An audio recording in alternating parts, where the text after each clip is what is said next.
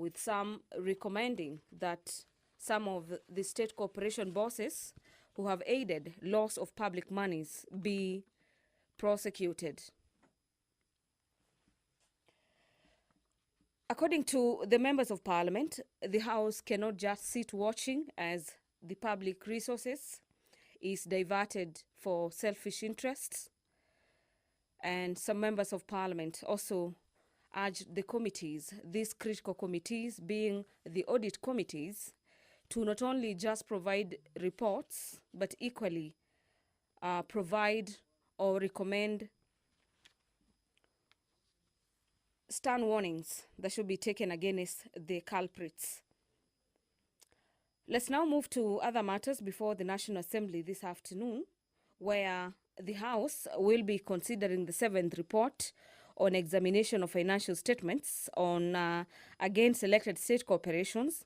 The consideration report on the examination of financial statements for Water Sector Trust Fund is also lined up for consideration this afternoon. And the other motion is the consideration of the 6th report on examination of financial statements for selected state corporations. This being a different cluster of state corporations from the one I mentioned, and this one include the Agricultural and Food Company Limited, the Kenya Animal Genetic Resources Center, the Moi Teaching and Referral Hospital. This is among the report that members have taken keen interest, and the Public Benefit Organization Regulatory Authority, formerly known as NGO Coordination Board. So the debate on these 3 motions has already been dispensed with, and what remains is for question to be put for members of the National Assembly to agree with the finding of the committee, which is in form of the reports tabled before the House. But away from that, the Intergovernmental Relations Amendment Bill, Senate Bills number 12 of the year 2024 by the leader of the majority party is lined up for consideration this afternoon. We will be having members of parliament at the National Assembly debating the various amendments proposed to the Intergovernmental Relations Bill, this being a bill originating from the Senate. The consideration of sessional paper number 2 of the year 2025 on privatization of the Kenya Pipeline Company, KPC, is coming up for resumption of debate this afternoon. The chairperson, Joint Committee on consideration of sessional paper on privatization of Kenya Pipeline, will be seeking to have the National Assembly adopt the report of his committee on privatization of KPC, and that the House approves sessional paper number 2 of the year 2025 on privatization of KPC, and as well as makes resolution as contained in the schedule in the order paper in regards to the privatization of this entity.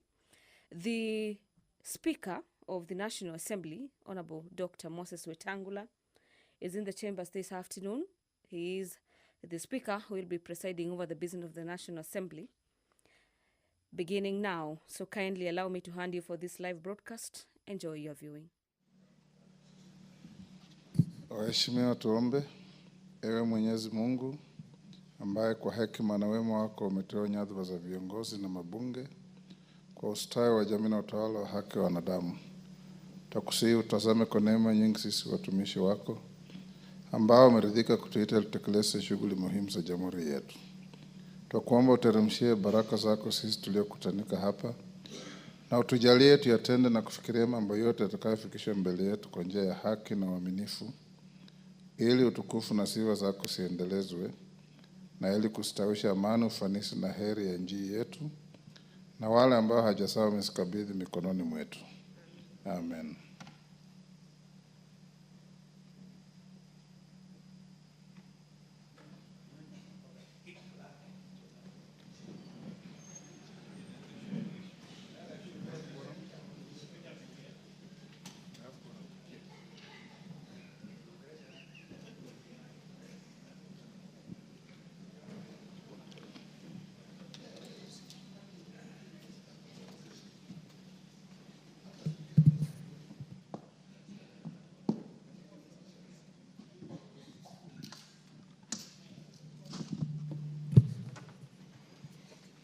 Honorable members, well done today. We are starting the House with quorum. Clerk. Order number 1, administration of oath. Order number 2, communication from the chair. Order number 3, messages. Order number 4, petitions. Members on their feet, take the nearest seat.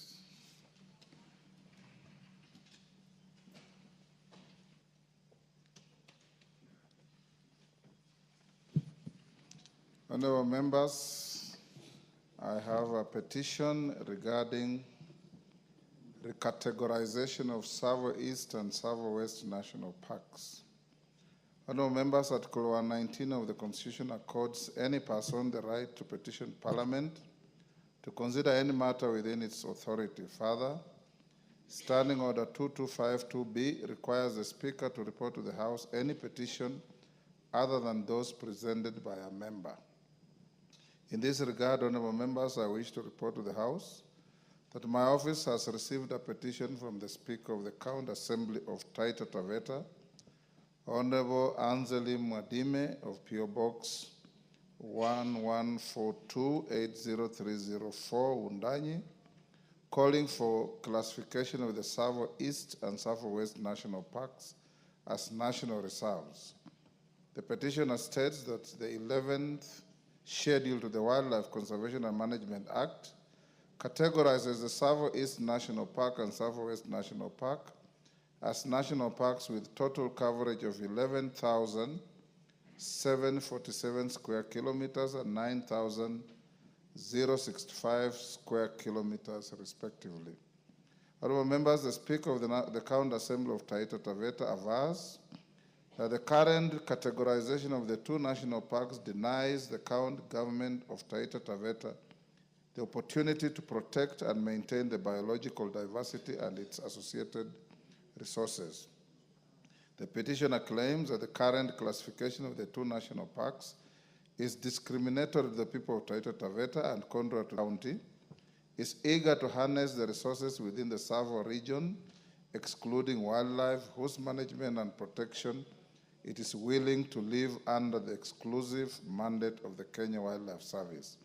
Additionally, the county expresses readiness to develop policies and strategies aimed at enhancing the management and revenue generation from the parks.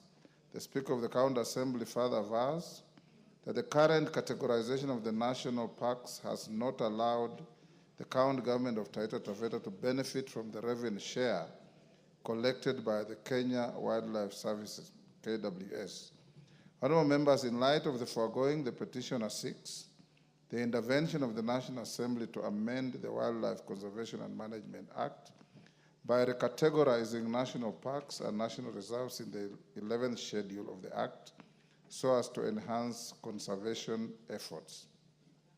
Honorable members, having established that the matter raised in the petition is well within the authority of this House and are not pending before any court of law, constitutional or legal body, I hereby commit the petition to the Public Petitions Committee for consideration pursuant to Standing Order 208A. The committee is required to consider the petition and report its findings to the House and to the petitioner in accordance with the Standing Order 2272. I thank you. On the same note, Majority Leader, I've received about 3, 4, 5 letters from petitioners protesting the delay in finalizing and communicating the outcome of their petitions. Is Karemba in the House?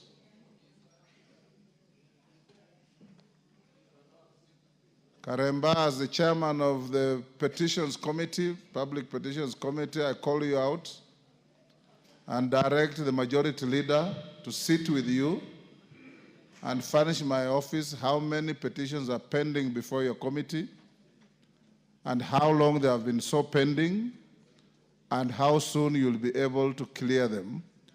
I know you are new in the committee, but you should now change the manner in which you prosecute your work.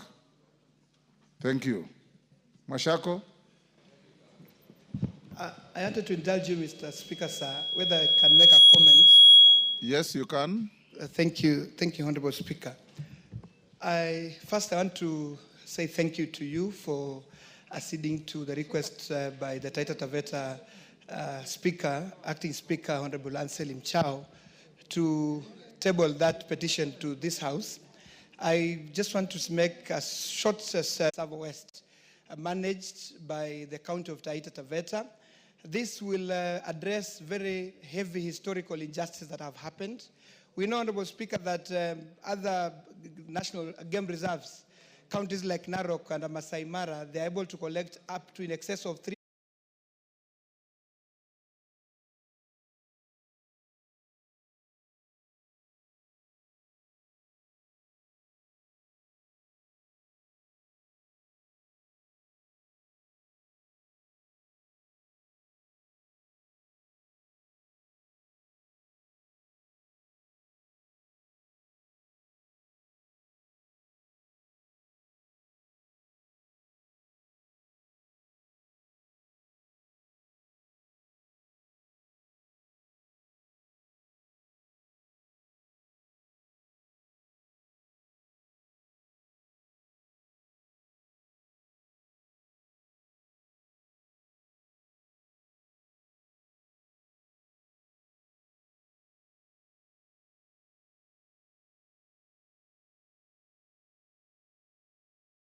their civil right to marry. That further, the policy shift has led to congestion at the Registrar of Marriages, Nairobi office, creating opportunities for unethical practices, including attempted bribery by individuals seeking to expedite service. That attempts by licensed ministers of faith to engage the relevant authorities for a review or reversal of this policy have not yielded any positive outcome to date. And that the issue raised in these petitions are not pending before any court of law, constitutional body, or any other legal institution. Therefore, Honorable Speaker, your humble petitioners pray that the National Assembly, through the Public Petitions Committee, one, recommends that the policy requiring licensed ministers of faith from all counties to physically deliver original marriage certificate to the Registrar of Marriages in Findings of your committee. Furnish with the petitioner, bring to the House. Next order. Order number 5, papers. Majority Leader.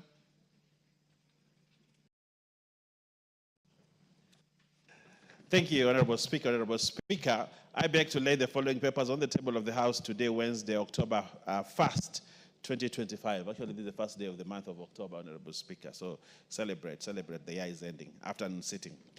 Reports of the Auditor General and financial statements for the year ended 30th June 2025, and certificates therein in respect of 1. Kenya Accreditation Service, 2. Central Bank of Kenya, 3. Microfinance Sector Support Credit Project, credit number CKE 300401E and CKE 601001E, the National Treasury, and 4.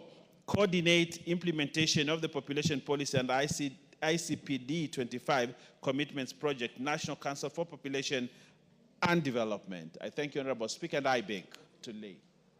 Thank you. Before the next order, allow me, members, to acknowledge in the Speaker's Gallery, Gathuthuma Junior School from Kirinyaga, Central Kirinyaga, Kamwiru Junior School from Kirinyaga, Central Kirinyaga, Nandi Students Association from Chesumei, Nandi. In the public gallery, we have Sunrise School from Embakasi Central, Nairobi, and Chulungwa Comprehensive School from Mwingi Central, Kitui. On my behalf and on behalf of the House, we welcome the students, their teachers, and those accompanying them to the House. I've been asked by Honorable Mulyungi, 1 minute. You can welcome your students and the rest of the students on our behalf. Thank you, Mr. Speaker. Mr. Speaker, I want to add my voice to welcome all the students who are here in this House to Parliament. Further, Mr. Speaker, I want to welcome my own school, Kilungwa Primary School, in my constituency, Mwingi Central constituency. Mr. Speaker, I want to encourage the students who are here to aspire to one day sit in this house and in future serve in very senior positions in this country. I wish you journey mercies as you go back home and pass our regards to your parents. Thank you. Gitari. 1 minute. Give Honorable Gitari the mic.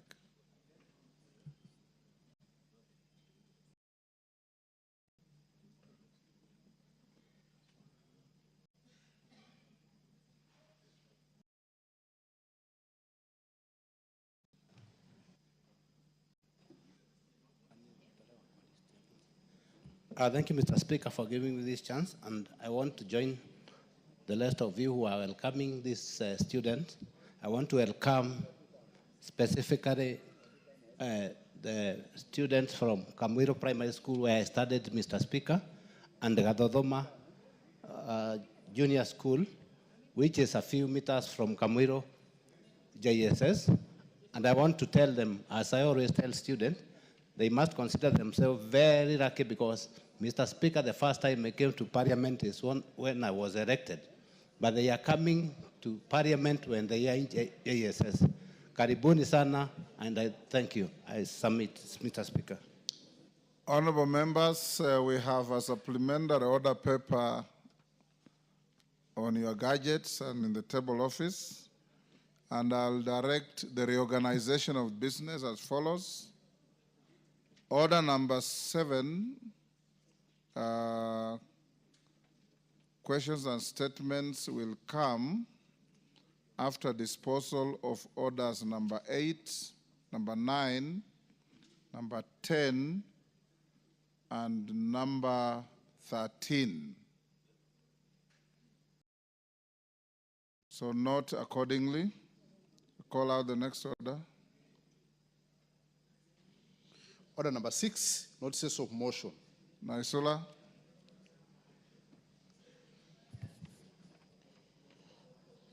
Honorable Speaker, pursuant to Standing Order 33-1, I seek leave for the adjournment of the House for purposes of discussing a definite matter of urgent national importance regarding the alarming rise in cases of femicide and gender-based violence in the country. Honorable Speaker, in the recent months, there has been a disturbing surge in brutal killings and abuse of women and children. This worrying trend has been evidenced by several horrific incidences across the country. For example, in September 2025, a young woman in Narok County was abducted and assaulted by her relatives for allegedly going against the wishes of the family in relation to her choice of marriage partner. Similarly, in July 2025, a 16-year-old secondary school student in Kakamega County was defiled by her teacher, highlighting the vulnerability of children within learning institutions. Alarmingly, cases of children being killed by close relatives have also been reported in the recent past.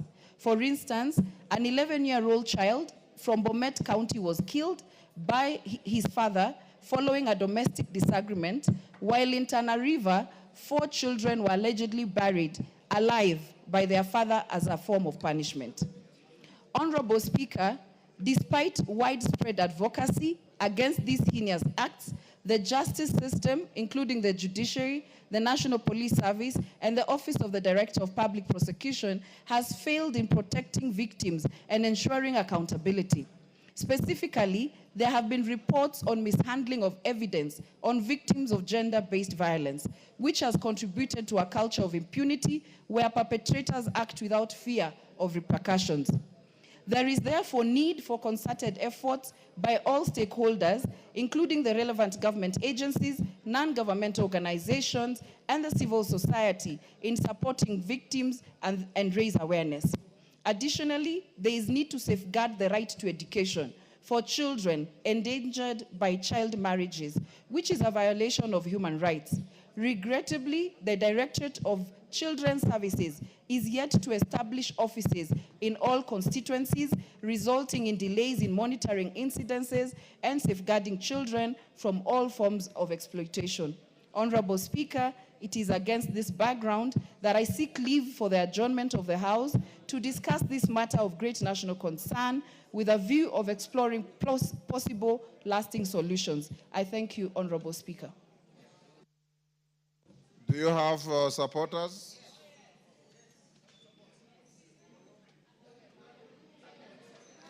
Thank you.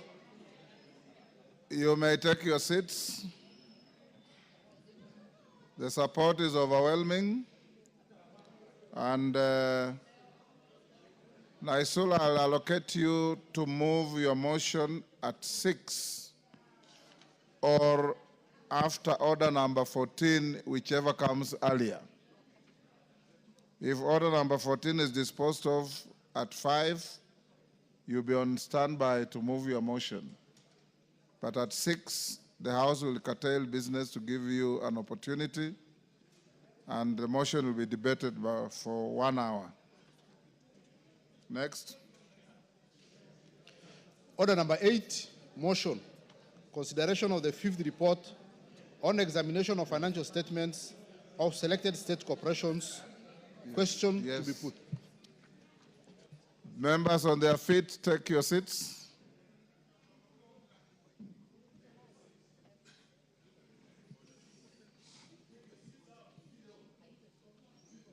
Well, honorable members, I'll now put the question at order number 8, which is that this House adopts the 5th report of the Public Investments Committee on Social Services, Administration and Agriculture on its examination of financial statements of the following state corporations laid on the table of the House on Tuesday, 5th August 2025. 1, National Social Security Fund, financial year 2020-2021, Kenya Marine and Fisheries Research Institute for financial year 2019-2020 to 2020-2021. 3, National Hospital Insurance Fund for year 2018-2019 to 2020-2021, and the Kenya Broadcasting Corporation financial year 2013-2014 to 2018-2019. As members of that opinion say aye. Aye. Those of the contrary opinion say nay. The ayes have it. Next. Order number 9, motion. Consideration of the 6th report on examination of financial statements of selected state corporations. Question to be put. Honorable members, I'll now put the question at order number 9, which is that this House adopts the 6th report of the Public Investments Committee on Social Services, Administration and Agriculture on its examination of financial statements of the following state corporations laid on the table of the House on Tuesday, 5th August 2025.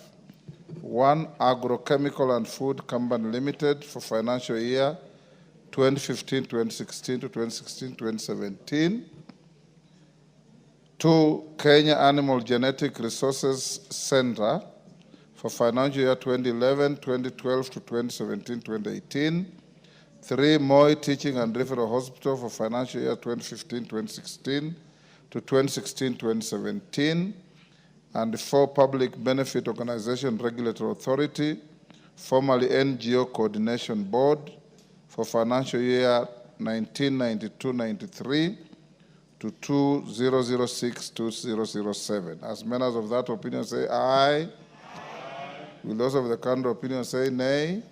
The ayes have it. Next. Order number 10, motion. Consideration of the report on the examination of financial statements for the Water Sector Trust Fund. Question to be put. Honorable members, I'll now put the question at order number 10, which is that this House adopts the report of the Special Funds Accounts Committee on its consideration of the audited accounts for the Water Sector Trust Fund for the financial years 2018-2019 to 2022-2023, laid on the table of the House on Tuesday, 29th July 2025. As members of that opinion say aye. Will those of the contrary opinion say nay? The ayes. That was moved by the chair of the privatization. Point being KenGen, KPLC, KCB, Safaricom, we have enhanced corporate governance in state corporations by privatizing them through initial public offerings. Because unlike situations where you bring in strategic investors, initial public offerings offers everybody an opportunity to be able to invest in these companies, and therefore in a big way enhances corporate governance in the management of those companies. And as the chair said, and as you note from the report that was tabled before, probably it is high time I invited all of you and Kenyans to start saving in preparation of buying shares in this company. And I can tell you, as an investor in the stock exchange market, this will be and is a very good buy. If you look at our economy, Honorable Speaker, a lot of macro and fiscal changes have been undertaken in the last 3 or 4 years. And we have started reaping the benefits of some of these macro and fiscal interventions that have been done. And, Honorable Speaker, you look at inflation, you look at our exchange rate, things are stabilizing. If you went through, for those who cared to read the public participation report of the finance bill this year, 2025-2026, one of the critical things that Kenyans spoke to very loudly, and something that we have always said here, as members of parliament and those who appear on TV stations as they articulate their issues, is that government must introduce new innovative ways of funding both the provision of infrastructure and service delivery to Kenyans. And largely over the years, Honorable Speaker, we have depended largely on taxes that we raise. And Kenyans, during the public participation of the finance bill, loudly told us, and it is there in the report that was tabled before this House by the Finance Committee, that we must innovate new ways of financing our infrastructure and service delivery by government. And top among those innovative ways is to release part of the shareholding in some of these profitable and strategic investments that government has held shares over the years. And this is exactly what the National Treasury has proposed to do. And when the committee considered this report, Honorable Speaker, I know there were many concerns that Kenyans had raised. And many of those concerns, if you look at the report that the committee tabled, they have since addressed all those concerns, Honorable Speaker. And if you look at the recommendations of the committee, they have said that they are asking us to approve the privatization of 65% of Kenya Pipeline through an IPO, and to implement an employee share ownership plan. Because part of the concerns were by employees of Kenya Pipeline. Will they now lose value even as employees? Are there people who will lose jobs? And we are telling the Kenya Pipeline employees, many years ago when KenGen was privatized, or KCB, or Safaricom, the Safaricom of before privatization was a very small company, employing very few people. The Safaricom of today, having gone through privatization, is a behemoth of an organization that is serving not just Kenyans, but also Africans in this region, and many people around the world. Safaricom through M-Pesa has become a hallmark around the world, and many countries are having to copy the innovations and technology that has come from Safaricom. And this is what comes with enhanced corporate governance when you privatize an institution like we are proposing.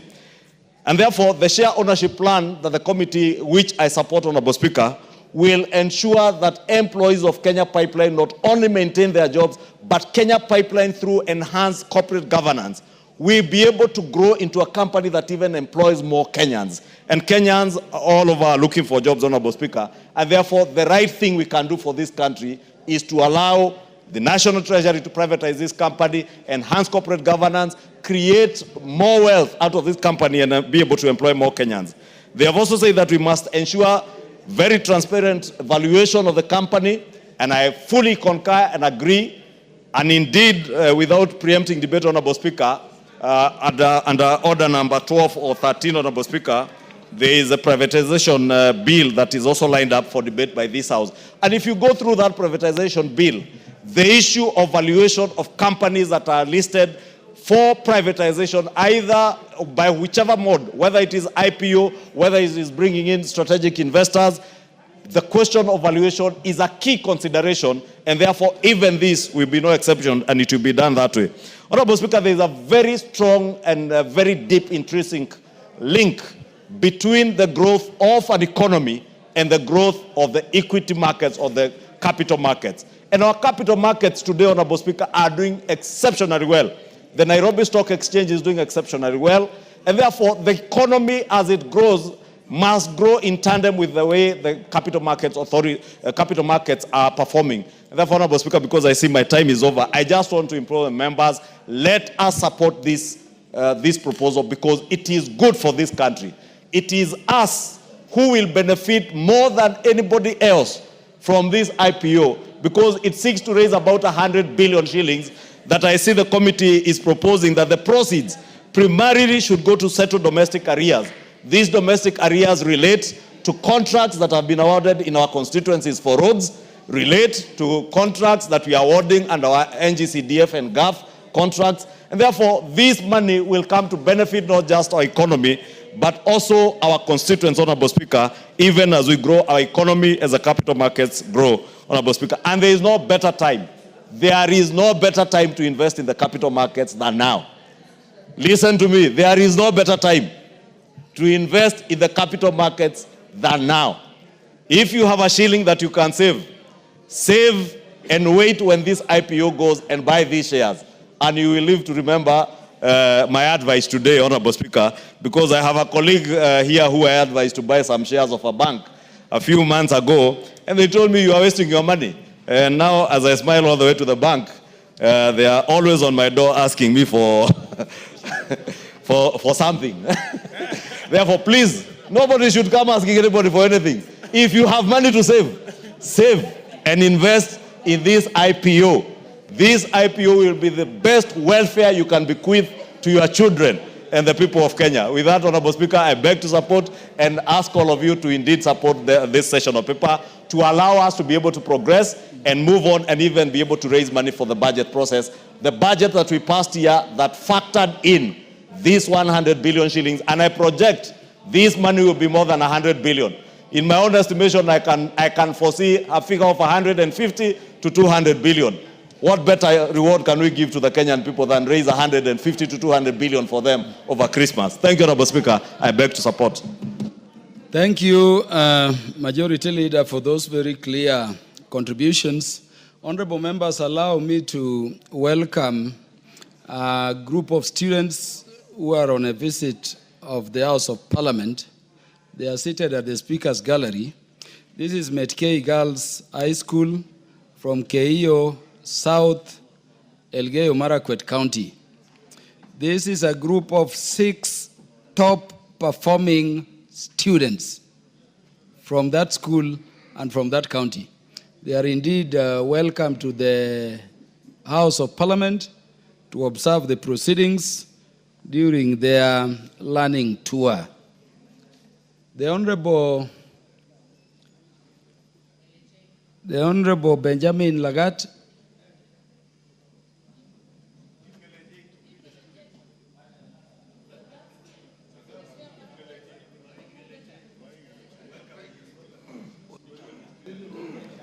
Honorable Ngeleche is around. Or somebody is blocking my view from Honorable Ngeleche. Welcome the 6 top performing students from Elgeyo Marakwet, and of course also welcome the other students visiting. These are students from Metkei Girls High School. Thank you, Mr. Speaker. I've been trying to look around if I can see them. I think maybe they left or they are yet to come in. Ah, they are there. Because I just wanted them to stand. They didn't stand when you were mentioning them. I want to welcome the girls, the beautiful girls from Metkei Girls. And as you said, Mr. Speaker, they are the top performing students. Mr. Speaker, Metkei Girls is the giant of Elgeyo Marakwet in terms of education. And whenever you see these girls, know that they are A+ material, Mr. Speaker. So I wish to welcome all of you here. Metkei Girls, sky is the limit, and you belong to this house or other better institutions in future. Mr. Speaker, this is the constituency whereby Gideon Kimayo comes from, and he actually met them before they came in, and I remained here just to welcome them. But Mr. Speaker, I want to say that we are proud of these girls because that is a school deep down in Elgeyo Marakwet County. Mr. Speaker, I want to encourage other girls in their absence from Elgeyo Marakwet County that it is possible to perform and to be top students. Also, Mr. Speaker, my extension to the other students in the chamber, welcome to the National Assembly. It is possible wherever you come from in the near future, if you work hard, if you concentrate with your studies, one day, one time, you can be able to represent your people in this house or even be the president of this Republic of Kenya. Thank you and welcome, Metkei Girls. We will see each other after this outside for a cup of tea. Thank you. Thank you very much, Honorable Ngeleche. The students are welcome to this house where we make laws, we oversight government, and we budget for the country. The Honorable Benjamin Lagat will now proceed. Mr. Speaker, thank you very much for giving me this opportunity to contribute to the approval of... We are not dealing with the privatization bill. I am aware, Mr. Speaker. Yes, proceed. I am aware. Mr. Speaker, thank you for giving me the opportunity to contribute to this approval of a sessional paper on privatization of Kenya Pipeline, Mr. Speaker. Mr. Speaker, I want to thank the committee for the job well done. They have engaged the public and they have allayed the fears, Mr. Speaker, which the Wananchi heard. Secondly, Mr. Speaker, I think we already have very good examples of successful companies which were privatized by government of Kenya, Mr. Speaker. And as majority leader said, we have KCB, which is doing very well, Mr. Speaker. It is in the hands of Kenyans. Mr. Speaker, we have the biggest company called Safaricom, Mr. Speaker, which has done a lot of innovations when it was privatized, Mr. Speaker. So I would even say, once we privatize Kenya Pipeline, Mr. Speaker, there will even be more innovations, there will be more services, and the company will grow, Mr. Speaker, to a level that will employ thousands and thousands of Kenyans, Mr. Speaker. So, Mr. Speaker, they say it is not the business of government to do business. So the more the government releases companies that do business, Mr. Speaker, the more it can be able to focus on delivery of services, Mr. Speaker. Thirdly, Mr. Speaker, I want to speak about the proceeds from this privatization, Mr. Speaker. Mr. Speaker, as and when it comes, it should go into a service delivery for Kenyans, Mr. Speaker, infrastructure, Mr. Speaker, water services, Mr. Speaker. So I strongly support the approval of this privatization, Mr. Speaker. With those few remarks, I support.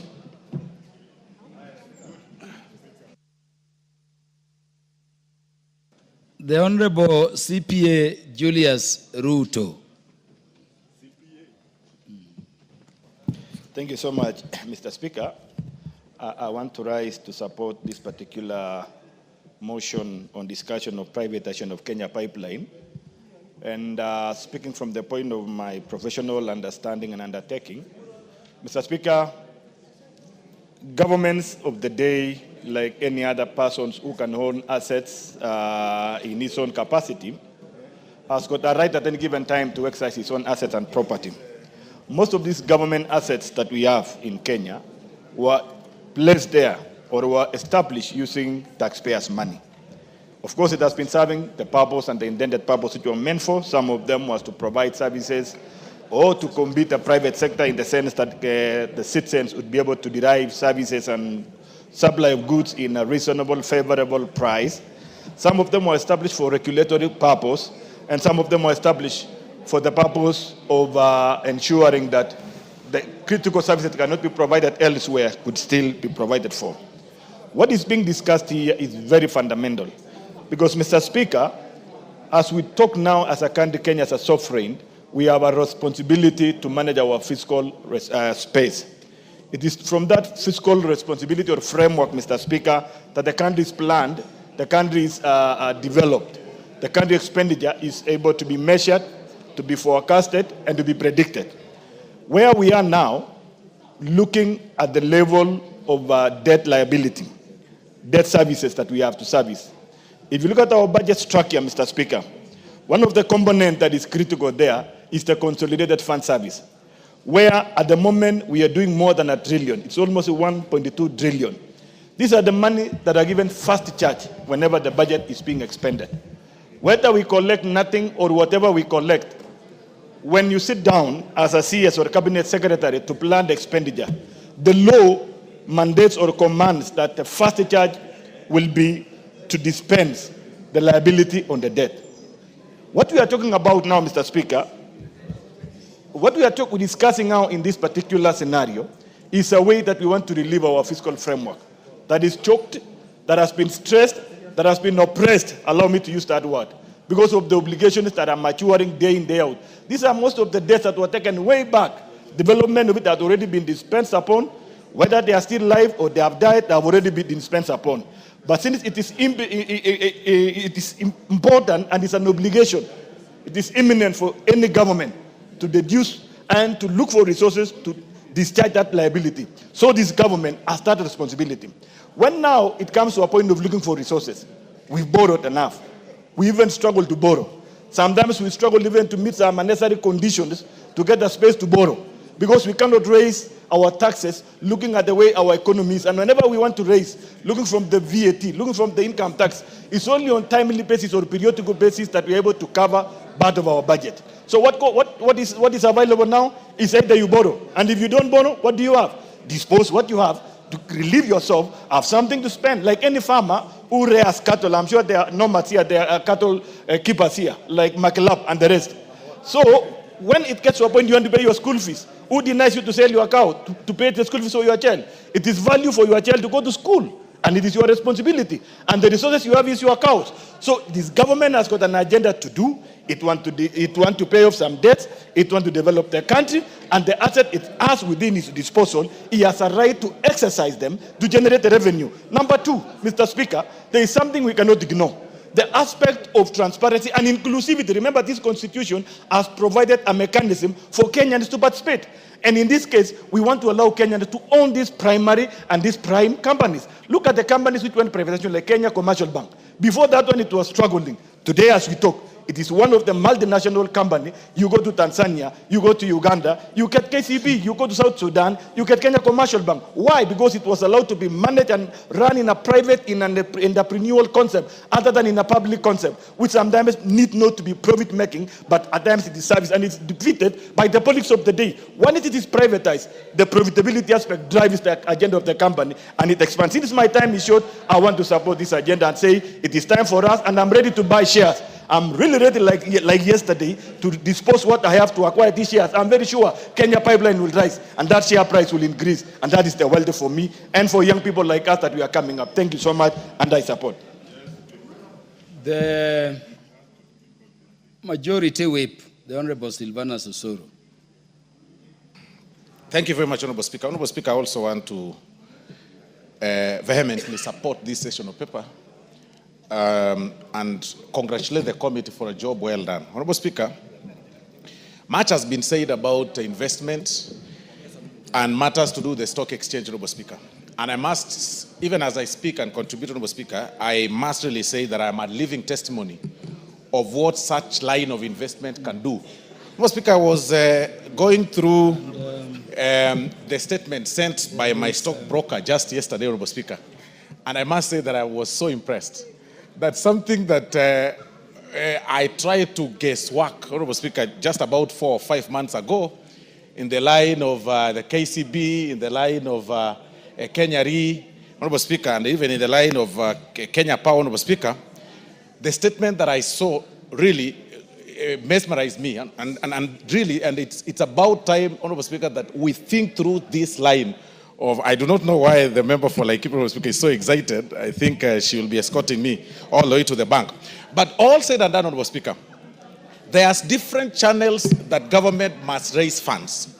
And one of it, Honorable Speaker, is to offer an opportunity for the masses to walk alongside with them, Honorable Speaker. They say that if you want to go fast, walk alone. But if you want to go far, walk with people. Honorable Speaker, many of these corporations that time immemorial, Honorable Speaker, have been left, by people or to people, just employees, Honorable Speaker, that just depend on the exchequer, on salaries and everything to run, who just pass time, Honorable Speaker, so that they can retire at 60 and go home and enjoy their pensions and everything. That is the reason why, Honorable Speaker, most of these private public corporations are not progressing. And look at this session of people, Honorable Speaker. What it is advising, Honorable Speaker, is that you offer Kenyans an opportunity, just like it was offered, Honorable Speaker, back in 2009. You remember, Honorable Speaker, about 2009 when Kenyans queued, along Nation Center, Honorable Speaker, to buy or to purchase, Honorable Speaker, the Safaricom shares, then were about 5 shillings. Kenyans were all over saying, we want to protect this monster, Honorable Speaker. And it became humongous over time, Honorable Speaker, when people really invested in it. So it's about time that Kenyans take some of these proposals positively. And even the members that are watching us here, Honorable Speaker, because sometimes people, you hear people say, so-and-so owns shares from this particular company, it becomes the biggest shareholder, so-and-so has invested this. Honorable Speaker, it is a gradual growth that you have been offered an opportunity. Today, the share goes at 3 shillings, for example, if it is Kenya Re. Tomorrow you get it, Honorable Speaker, appreciating it to 11 shillings. The next day you find it appreciating to 25 shillings. All that, number one, helps grow your financial strength and also helps raise money for the government or for that state corporation. And it will never fall because there are so many eyes, Honorable Speaker, that are watching. And that is why it is about time that Kenyans embrace this kind of line, number one, of investment, and number two, of raising capital for the state corporations, Honorable Speaker. I do not know why, actually, we're even belaboring the point. We should all support this session of paper. We support this privatization. We support this opportunity to invest so that we can all move together as a country and help the country and help ourselves to grow. Honorable Speaker, I invite the Honorable Jane Kagiri to help me, to move with me so that we can smile all the way to the bank out of the statement that I got from my stockbroker yesterday, Honorable Speaker, in regard to the opportunity that I got about 5 months ago. Thank you very much, Honorable Speaker. The Honorable Owen Bayer, who is the Deputy Majority Leader. Thank you, Honorable Speaker. Honorable Speaker, during the Kibaki years, the early Kibaki years, when the issue of IPOs started hitting this country, that's when proper economic growth, Honorable Speaker, started.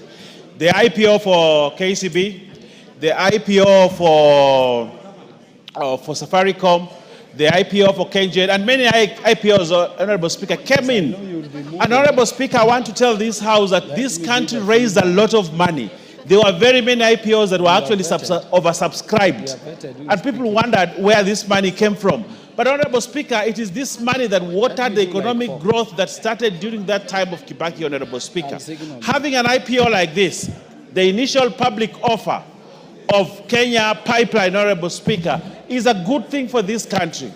Mr. Speaker, while I appreciate my leader, the leader of majority, he has to consult, but you can ask him to allow his deputy Order to speak to the nation. The members who are consulting by the bar, please take your seats. Yes, thank you. So, Honorable Speaker, for this country to move forward, we have to offload these many corporations that are taking a lot of our money from the taxpayers. And, Honorable Speaker, they are producing very little. And therefore, it is very important that we start the privatization process. And the best place to start, Honorable Speaker, is this pipeline, Honorable Speaker. Mr. Speaker, we have for many years said that we are raiding people's payslips. We are raising taxes. They are very high in this country, Honorable Speaker. But, Honorable Speaker, we have to find an innovative way of raising capital and of raising resources to build this country, certain infrastructure that we must have. And one of the ways, Honorable Speaker, is the IPO. And looking at the amount of money, Honorable Speaker, that we are trying to raise for this IPO, Honorable Speaker. It is time that we allow this government to offload some shares out of Kenya Pipeline, Honorable Speaker, and therefore we use that money to ensure that we develop some of the things that we must have, Honorable Speaker. Honorable Speaker, the proposal seeks to privatize up to 65% of the government's shareholding in KPC via an IPO with government retaining at least 35%. And I think that is fair, Honorable Speaker. Government will still hold KPC. They'll still have 35% share. Probably, Honorable Speaker, government will still be the highest shareholder within. And therefore, we are not losing KPC, Honorable Speaker. Mr. Speaker, like the leader of majority said, we budgeted for 100 billion shillings in the budget. If we do not raise this money, Honorable, we shall have a gap of 100 billion shillings, Honorable Speaker. And yet, our own asset, just like you, Honorable Speaker, when you have issues, in my language, we have a saying, mutu wakolwa ni chakwe. Mutu wakolwa ni chakwe. Meaning, that which you have is which will save you at a time of need. That's what it means, Honorable Speaker. Government, yes. Now, he's telling me, the leader, that in his language, he says, mtu hushika mbuzi yake. Government has KPC, Honorable Speaker. It is this KPC, Honorable Speaker, that government must hold on at a time like this to raise funds, to raise capital, to raise resources, to take care of the many needs that we need. Honorable Speaker, you go out there, the Coast region, for example, does not have a level 6 hospital. A level 6 hospital. Where will we get money in bulk to build a level 6 hospital? This is the entire coast. The entire coast does not have a level 6 hospital that goes up to Northeastern. You understand, Honorable Speaker? Now, where will we get money to do this? Honorable Speaker, we need roads. Roads that will open up the economy of this country, Honorable. Where will get, do we still want to go back to China to borrow money? Do we want to still deal with the rogue IMF, Honorable Speaker? Do we still want to deal? We have our own assets that we can dispose, get money, and allow Kenyans to own those assets. Honorable Speaker, when you hear people talk, it is as if this KPC is being given to other people. Kenyans will own this KPC. When it makes profit, the money will still come back to Kenyans. Honorable Speaker, it is with these many words, Honorable Speaker, that I support the privatization of KPC. It should be offloaded, Honorable Speaker, allow Kenyans to own it, and Honorable Speaker, we make progress as a country. I thank you, Honorable Speaker. The Honorable Dr. Wilberforce Oundo. Thank you, Honorable Speaker. And I want to be very clear from the onset, and I like what seems my colleagues are alluding to. What we are dealing here is a sessional paper. Our report on the sessional paper is not privatization proceedings in respect to privatization of Kenya Pipeline. I think people need to read. So when I hear already my colleagues jumping the gun, postulating, imagine how they build level 10 hospitals and the rest, it causes a lot of confusion. And that's why we lose the debate in a house like this. Owen Barr, being a seasoned member, should have told the country very clearly. This is a report of sessional paper that proposes. So, Honorable Speaker, number one, we need to go on record. Government has got no business in business. That is the position all over the world. Government has no business in a business. Number two, privatization to unlock value is a good idea all over the world. Number three, we have had privatization process in this country that have ended well, but some have ended up very badly.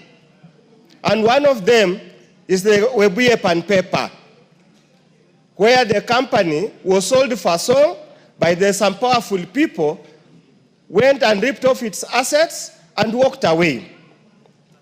We have even case of KCC that was sold, and it took the intervention of President Mwai Kibaki to buy it back.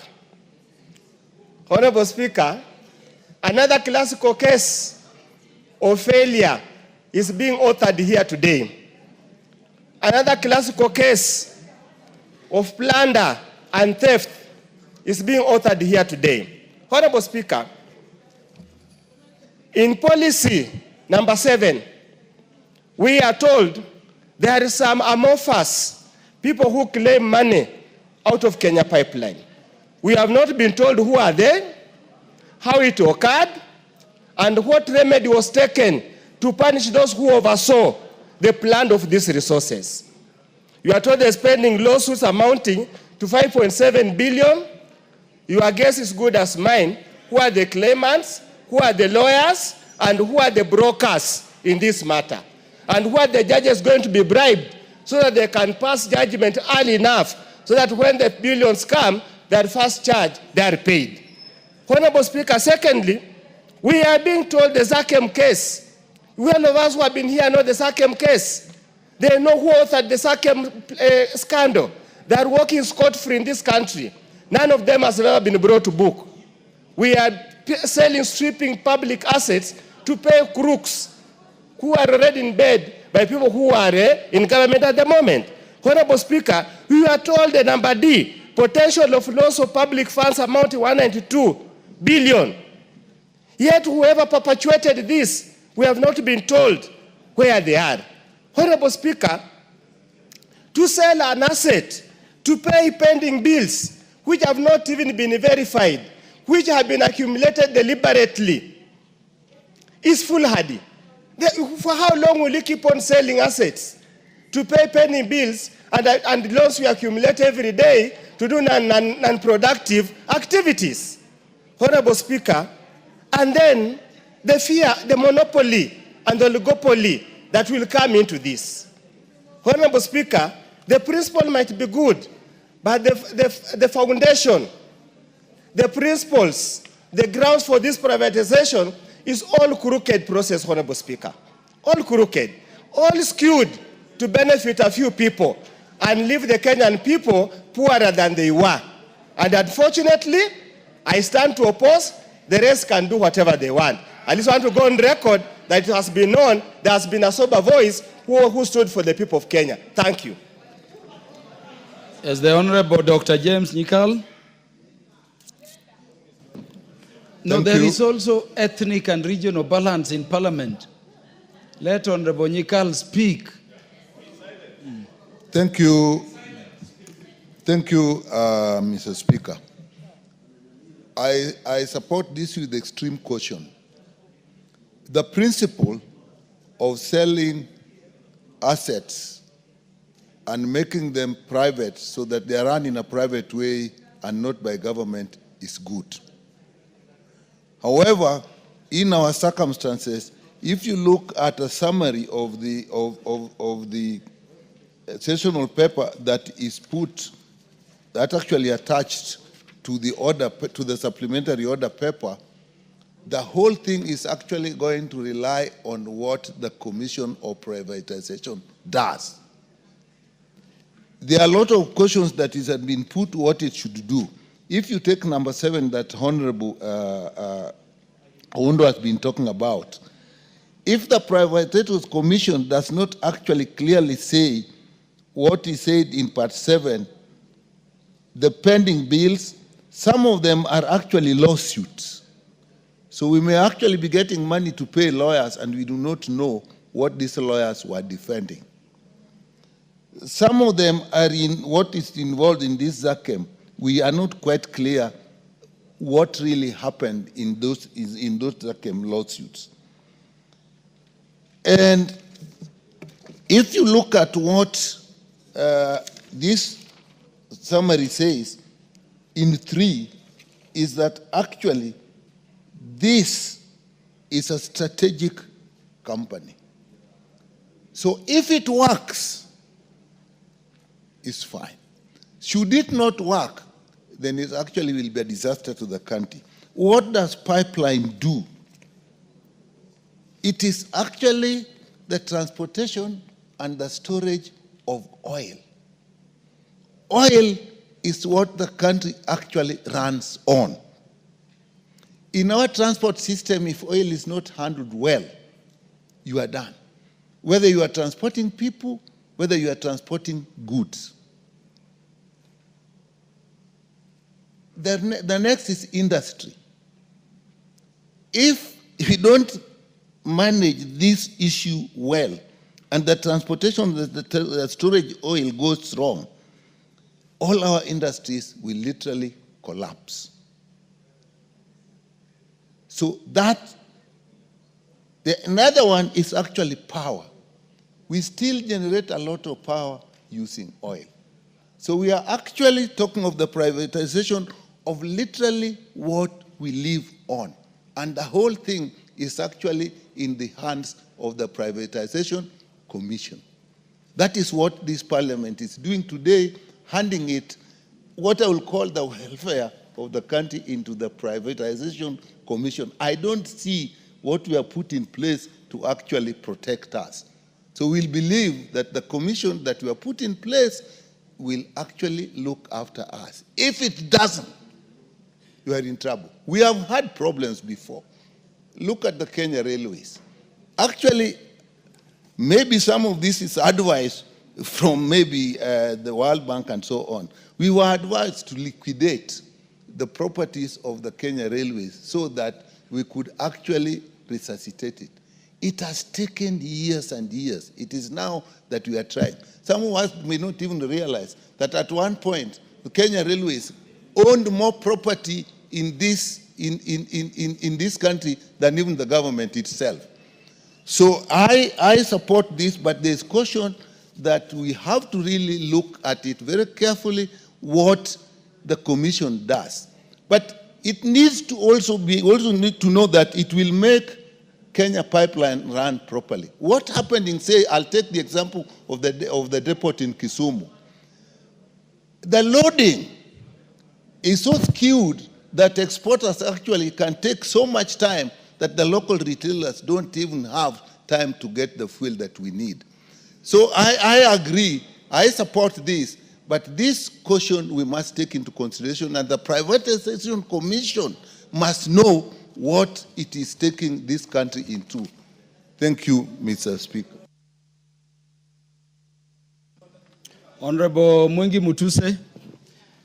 Honorable Mwengi Mutuse, before you make your contributions, let me welcome students from Kithimani Primary School, Yatta constituency, Machakos County, who are in the National Assembly this afternoon in the public gallery to observe our proceedings.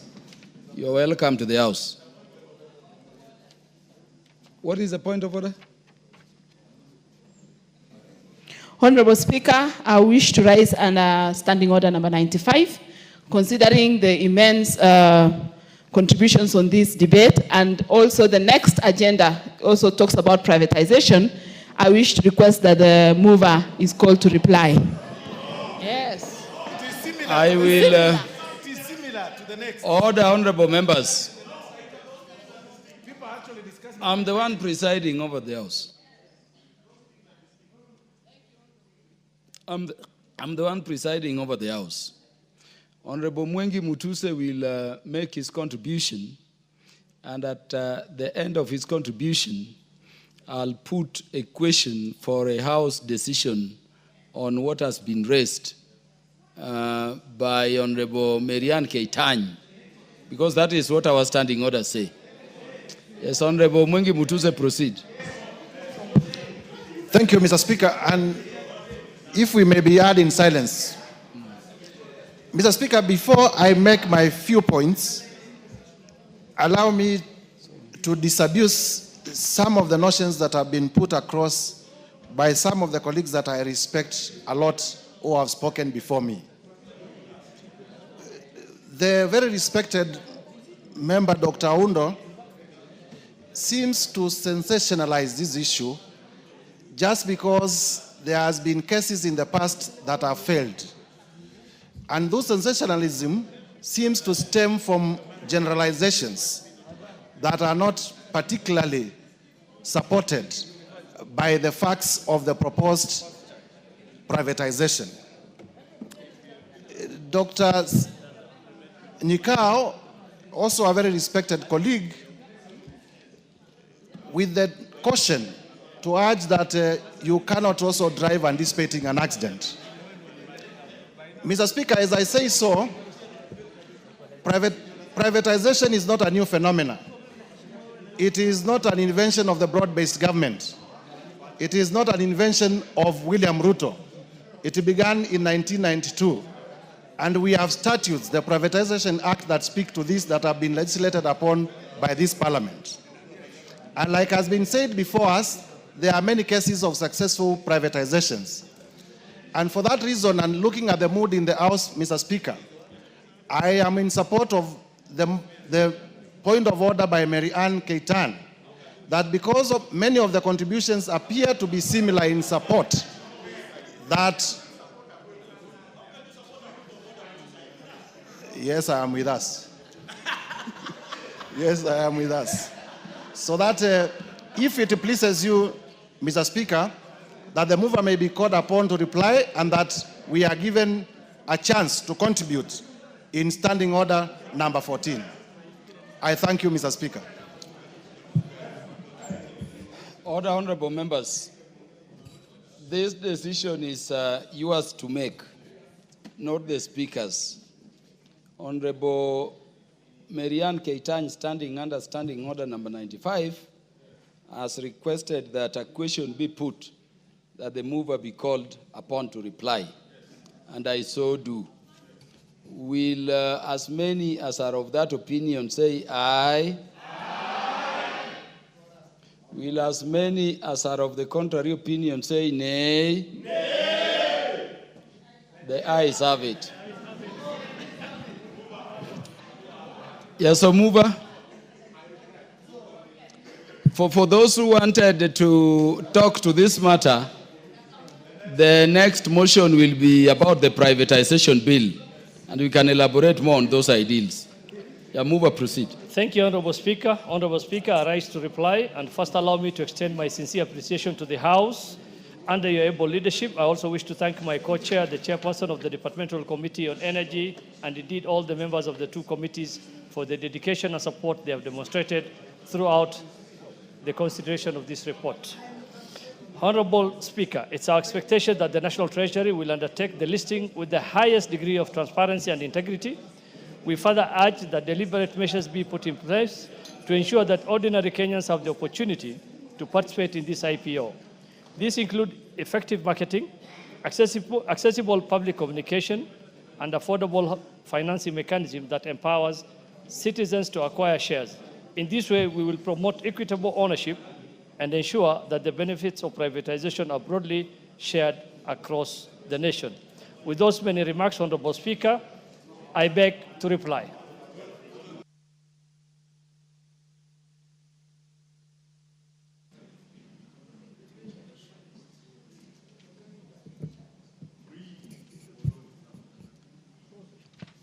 Let those who need to take their seats do so.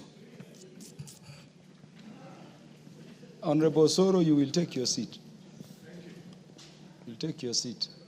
I know the work you are doing is for the House, but now we take our seats and we make decision. Yeah, so honorable members, I now put the question that this House adopts the joint report of the Departmental Committee on Energy and Select Committee on Public Debt and Privatization on the consideration of the sessional paper number 2 of 2025 on the proposed privatization of Kenya Pipeline Corporation Company Limited, laid on the table of the House on Thursday, 14th August 2025, and 1, approves sessional paper number 2 of 2025 on the privatization of Kenya Pipeline Company Limited, and 2, makes policy resolution as contained in the schedule to the order paper. Will as many as are of that opinion say aye?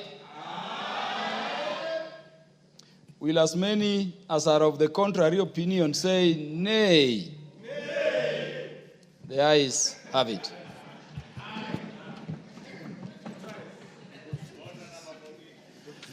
So, would the majority leader approach the speaker?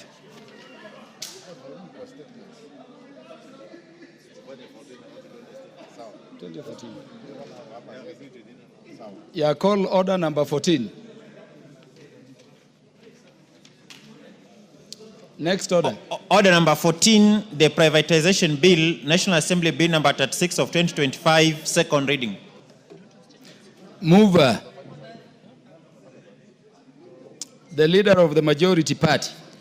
Thank you, Honorable Speaker. Honorable Speaker, I beg to move that the privatization bill, National Assembly Bill number 36 of 2025, be now read a second time. Honorable Speaker, by way of introduction, it's important to note that this is a very critical legislation or legislative initiative that presents a very conscious recalibration of our approach as a nation to the privatization of state-owned enterprises. Honorable Speaker, as you correctly alluded to, even the order that we have just concluded on order number 13, those who have not had the opportunity to contribute under this bill is also an opportunity to say what we may have to say about the privatization of state-owned enterprises. This bill is a direct response to constitutional and public governance imperatives and reflects lessons that we have learned from recent judicial determinations concerning the previous legal framework, Honorable Speaker, because as members, you remember, we did pass the Privatization Act of 2023, and Honorable Speaker, the Privatization Act of 2023, which intended to replace the older Privatization Act of 2005. And when we intended to modernize our privatization process, the act was challenged immediately. We passed it in court by a judgment that was delivered on September 24, 2024, in the case of Katiba Institute and others versus the Speaker of the National Assembly and others. The High Court declared that the Privatization Act of 2023 was unconstitutional, null and void. And the court found that Parliament had failed to conduct meaningful public participation and had undermined constitutional values of transparency, separation of powers, and legislative oversight, especially regarding sensitive decisions to divest state assets without parliamentary approval. And therefore, the decision restored the legal environment to the status quo that was there, therefore reverting to the 2005 Act. And this bill, therefore, Honorable Speaker, seeks to address the issues that were raised by the court. And indeed, I must take this opportunity to thank the chair of the Privatization Committee, the Honorable Shurie, and his committee for the very meticulous work that they put in to ensure that they addressed each and every of the issues that were raised by the court, and especially around the issue of public participation. And this bill has been drafted in a way that it bridges all those gaps that were identified and lays a very good foundation for a constitutionally grounded privatization framework for the country to move us forward. It once again establishes the Privatization Authority, as was there in the 2023 Act, as a professional and independent body tasked with advising the government on privatization matters, and also preparing proposals for privatization and overseeing the implementation of such privatization processes. Unlike its predecessor, or the Bill of 2023, this bill enshrines robust parliamentary and public participation safeguards, restoring the National Assembly's oversight role, and reinstates the requirement for parliamentary approval, not merely executive notification, before any privatization process can proceed. Honorable Speaker, that is very critical, because one of the issues that the court, many Kenyans raised, and even those who went to court, was on the question of public participation, which I have said was adequately addressed in the processing of this bill, and also the issues that have been raised in terms of the separation of powers between the executive and the legislature, and especially the question of removing the oversight role of Parliament in terms of privatization matters. And therefore, this bill is restoring those powers to the National Assembly.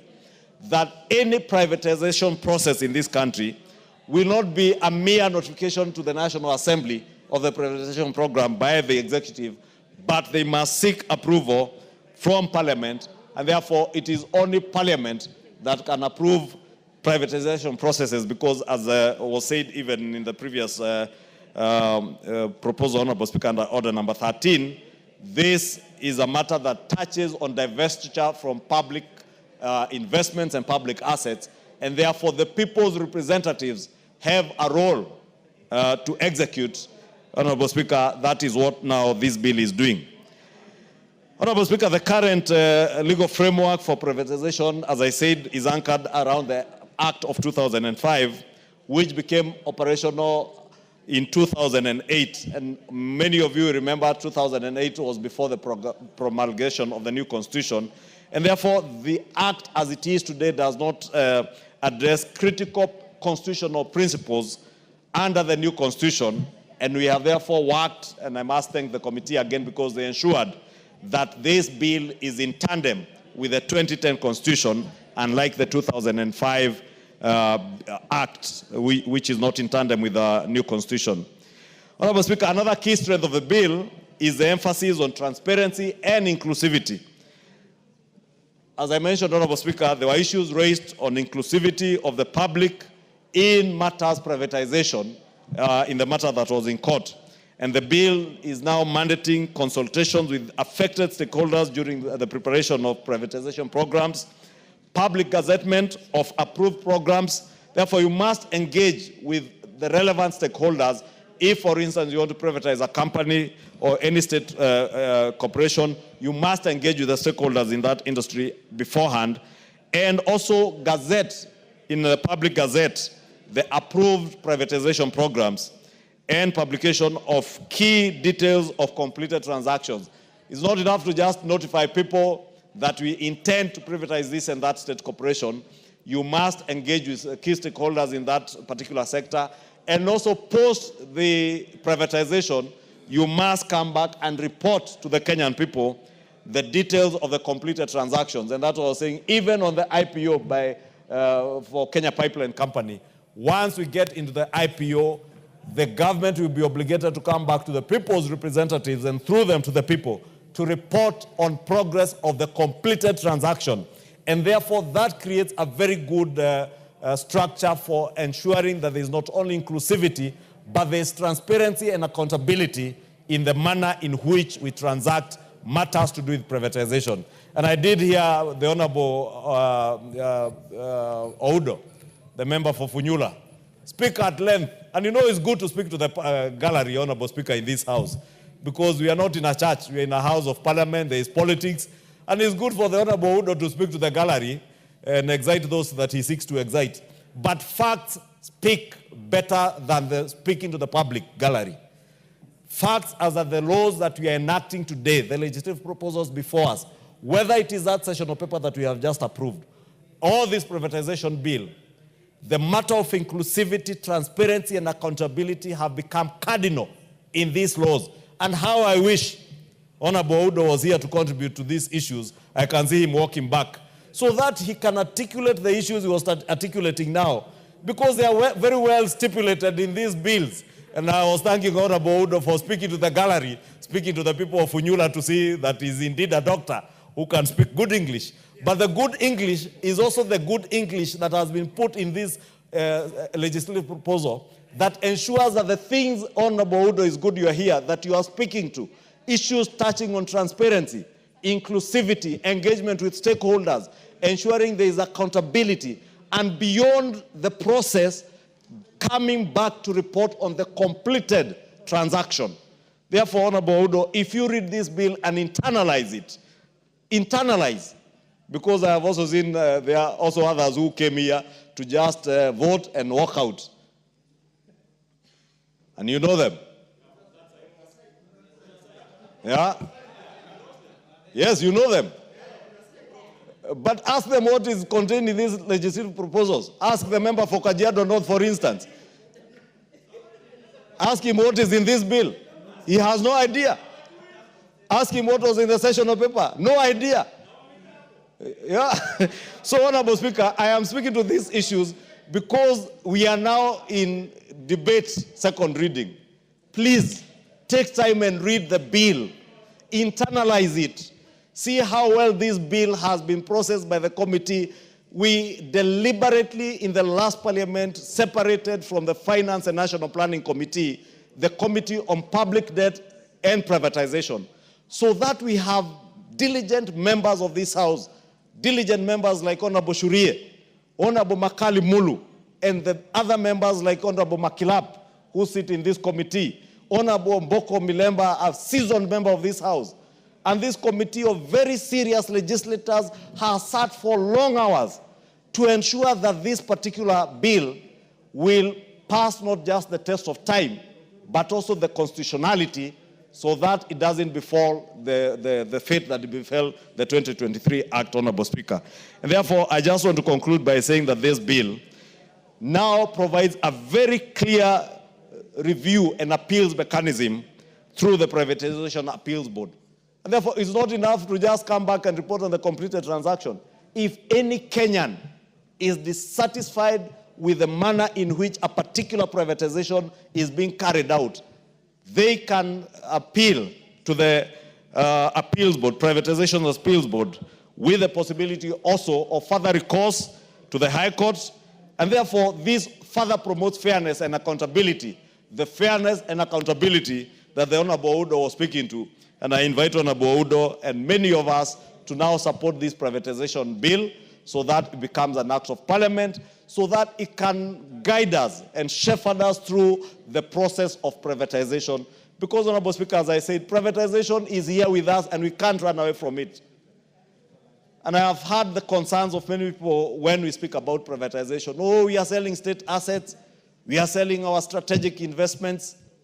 Honorable Owen Bayer spoke something in his local language that said, you use what you possess. Loosely translated from what we say in my community, I was saying, even as we say, modu adagia borieria enayo, that you can only dispose of that goat that you own and that you have, Honorable Speaker.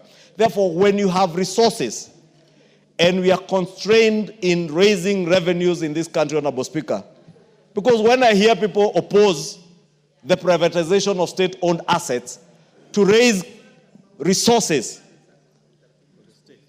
for the state to deliver services to the people, whether it is in infrastructure, whether it is in healthcare, the same people oppose raising of taxes. Then when they appear on TV stations, because they want to look intelligent, they say, oh, government must innovate new ways of raising money. Which other new ways other than raising money from the capital markets? Which other new ways other than privatization of such profitable companies? Because you do not sell that which is dead. You sell that which is alive. Even in your cowshed, Honorable Clive, you cannot sell your dying cows. You sell those that are strong, those that you fetch better prices in the market. Then they will help you to acquire new investments, new calves, healthier ones. I don't know, Honorable Clive, because he went to the Alliance High School, he knows these things. He knows these things. And because I know Honorable Clive Gesairo went to Alliance, and I know he knows these things. At times I look at him speaking elsewhere, and I wonder, Honorable Gesairo, because you know these things, and you know it is the right thing to do. It is the right thing to do for the country. It is the right thing to do for our constituents. Let us use privatization to raise money so that we do not overtax Kenyans. Because when you oppose privatization, when you oppose IPOs, you are telling government, go back and borrow, go back and raise taxes. Government is telling you today that we do not want to overtax Kenyans. We do not want to raise higher taxes. We do not want to raise our public debt. We want to utilize the resources that we have, Honorable Speaker. And you know, the savings that we have encouraged, and again, Honorable Speaker, it speaks to the issues that we are speaking about. about 6 years ago when we amended the NSSF Act to ensure that we encourage the savings culture. Many people at that time opposed it, and you remember even people went to court. Today, we can see the benefits of having entrenched that savings culture in NSSF. When we talk about privatization today, we have an opportunity now for NSSF because they have resources that they have raised in the last 3 years that are equivalent double the resources that they raised over 60 years. Therefore, this is one strategic investor, NSSF, that can invest in our PPP model of financing infrastructure projects, that can invest in some of these companies that government is directly divesting from, because NSSF is an independent body corporate. NSSF is not the government of Kenya.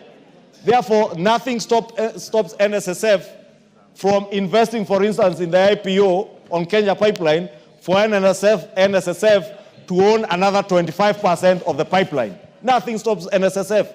And that is our money as Kenyans, money that we are saving for our old age.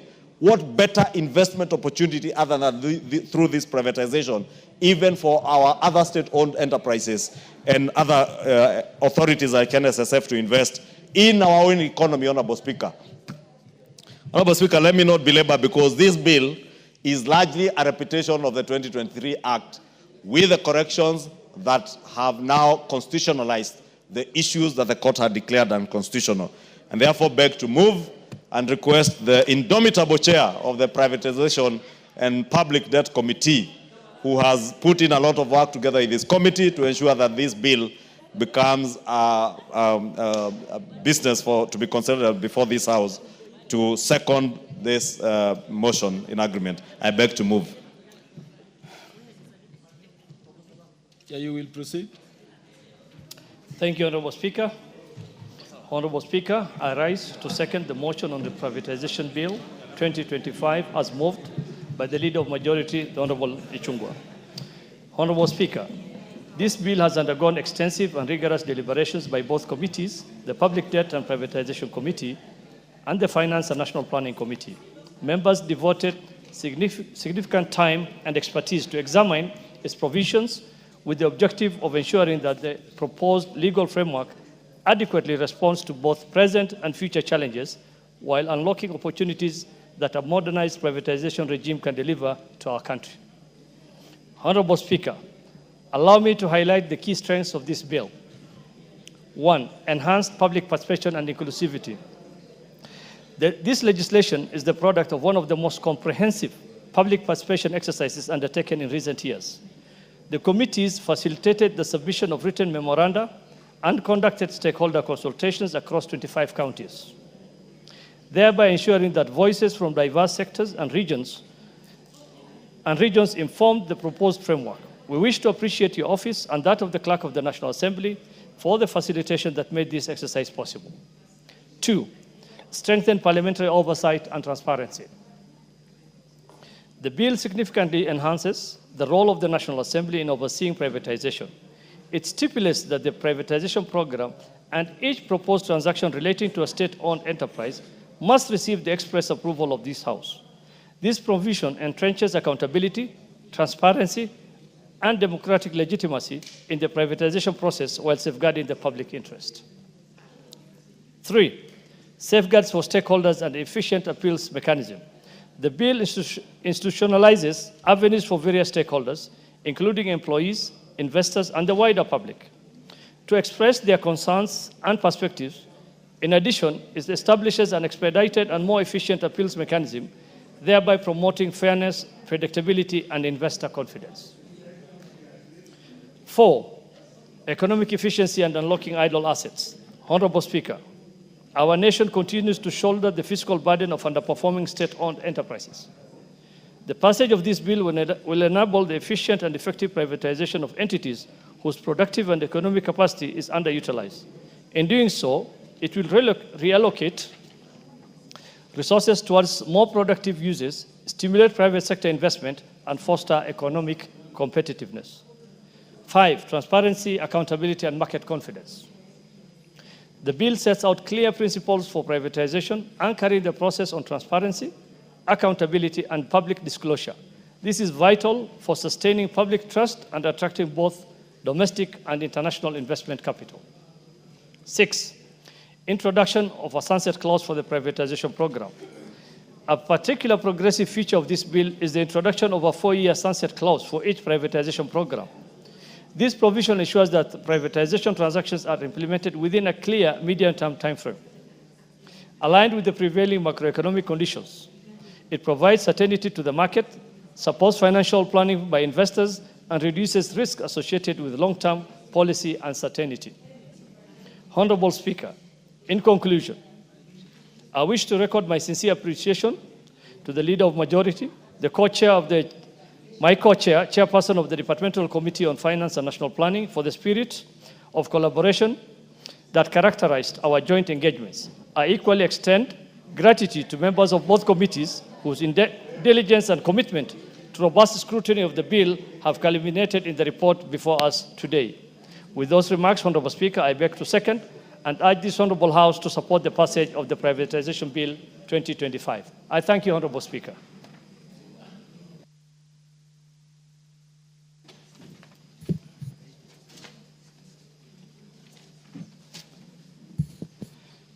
Order, honorable members.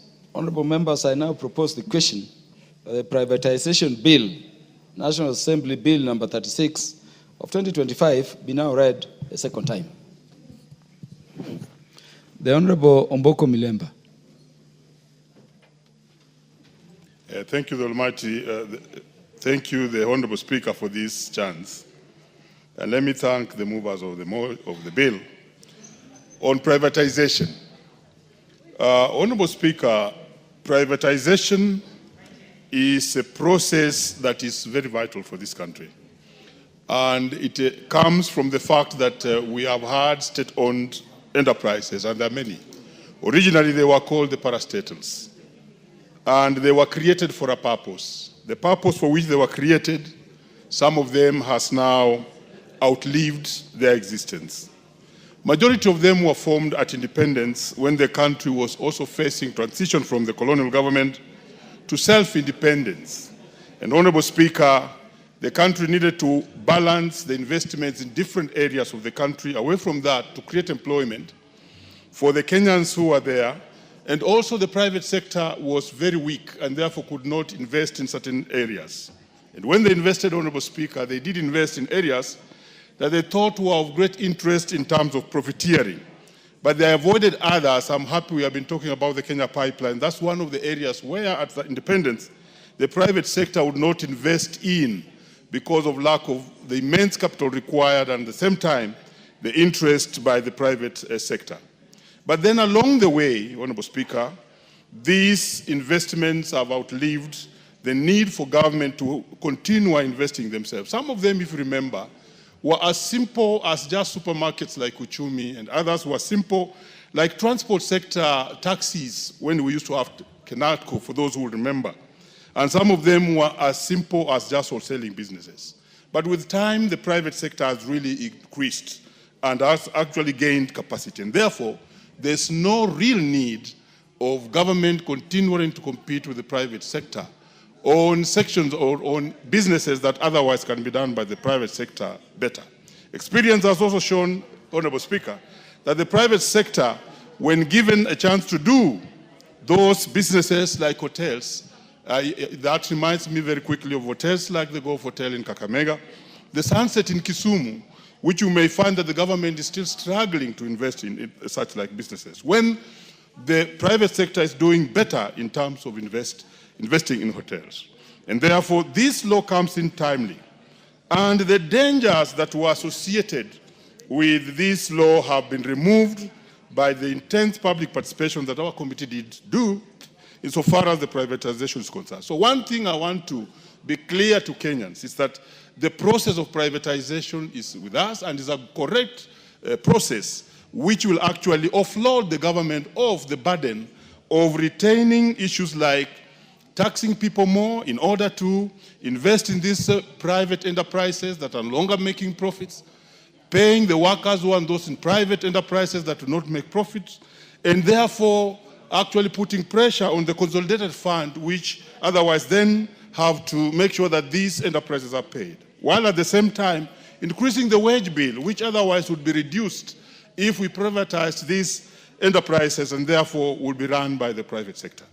And therefore, Honorable Speaker, I want to support this bill and indicate that some of the key areas that have been handled, as already indicated by the mover and the seconder of the bill, is the fact that the Parliament or the National Assembly, the Parliament has been brought in the center of this process. This was very vital because these are enterprises that are owned by the public, and therefore the representatives of the people who are in this House should have a pivotal, a very important, a core position in the process of doing the privatization. And therefore that has been included in this bill, and it is very, very good this time. Number two, Honorable Speaker, public participation, the threshold to be actually attained is very, very important so that we don't have cases where we have this privatization being done by the executive at a different corner, and therefore the House or the representative of the people may not have a voice on what is happening. Honorable Speaker, transparency, inclusivity and accountability in this process is also very important, and this bill addresses this, including those who are involved in these bodies that, or enterprises that need to be privatized, so that the workers, for instance, are involved and they have a stake, and it's taken that the workers will have this place for themselves upon the end of the privatization, because this has been one of the most serious challenges for the workers of Kenya. Whenever privatization occurs, then they are left out, and that has not been very good. So the employees and the workers, but the community also, because some of these enterprises may touch on community-owned or owned enterprises. We have our parks and other institutions that you may need to also consult the community, and the community should have a hand in actually saying that this is how it should be done. Also, the timeline now has been put in law so that the process can be done within a time frame that is known. And therefore, Honorable Speaker, this is a very good law, and this House must stand and take the oversight role of the process of privatization strongly, and also take the public participation very, very strongly, so that when the processes are occurring, they are transparent and every citizen is happy that it has been done very, very well.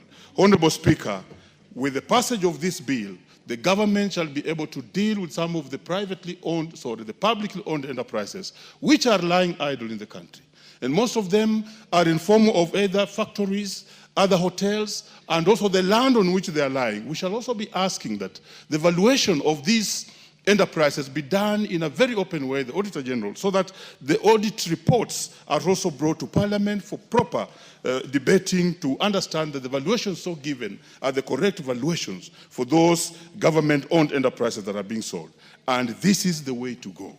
The government cannot continue competing with the private sector in small enterprises like hotels, like markets, supermarkets, and many others which have made the government to spend more and actually taxes people more simply because they are trying to sustain these state-owned enterprises in the name of parastatus. Honorable Speaker, I want to thank you for this opportunity, support this bill, and also indicate that even the one that I missed to speak on, the one that has gone earlier on the Kenya pipeline, we believe that with an aspect of privatization, the running of these organizations become more serious, accountability is there, profits are made, and a good example is the Kenya Power and Lighting. Thank you, Honorable Speaker, and I beg to support.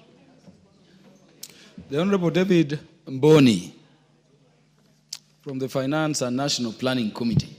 Thank you, Mr. Speaker. On onset, let me say I support this bill, not because I'm a member of Finance and National Planning Committee, but my background is economics, and therefore I know a bill like this one is in my area of specialization. Mr. Speaker, let me start by saying, after the independence, the government embarked on setting up parastatus and government agencies, and currently they stand at around 200, over 200 parastatus and government agencies. And basically they were to undertake legislative work and bridge gaps where private sector, by then private sector was very weak, and could not offer services by that time. So the government set up parastatals like Kenya National Trade Corporation, NOC, so that they can provide services where private sector could not be able to provide. Mr. Speaker, in the early 1990s, during the structural adjustment and liberalization of the economy moved from government-controlled economy, that is command economy, to open economy and market economy, where demand and supply determines the market price. And because of that, most of the parastatals have become irrelevant to the economy. For example, Kenya National Trade Corporation, which was dealing with consumable goods, cement and building materials, has become irrelevant. And most of the parastatals have become, they have faced mismanagement and corruption challenges. And they have become a big stress, a very big stress to the exchequer. The billions of shillings we are spending on this parastatal. In fact, I propose, even some of them we should even give them for free. Because if you are spending money on something which is broad bringing profit, you are making a loss on that thing. So I really don't care. And I know some people may say that I'm from the opposition, and I'm supporting a bill which is not supposed to be supported by the opposition, but this is the right way to go, Mr. Speaker.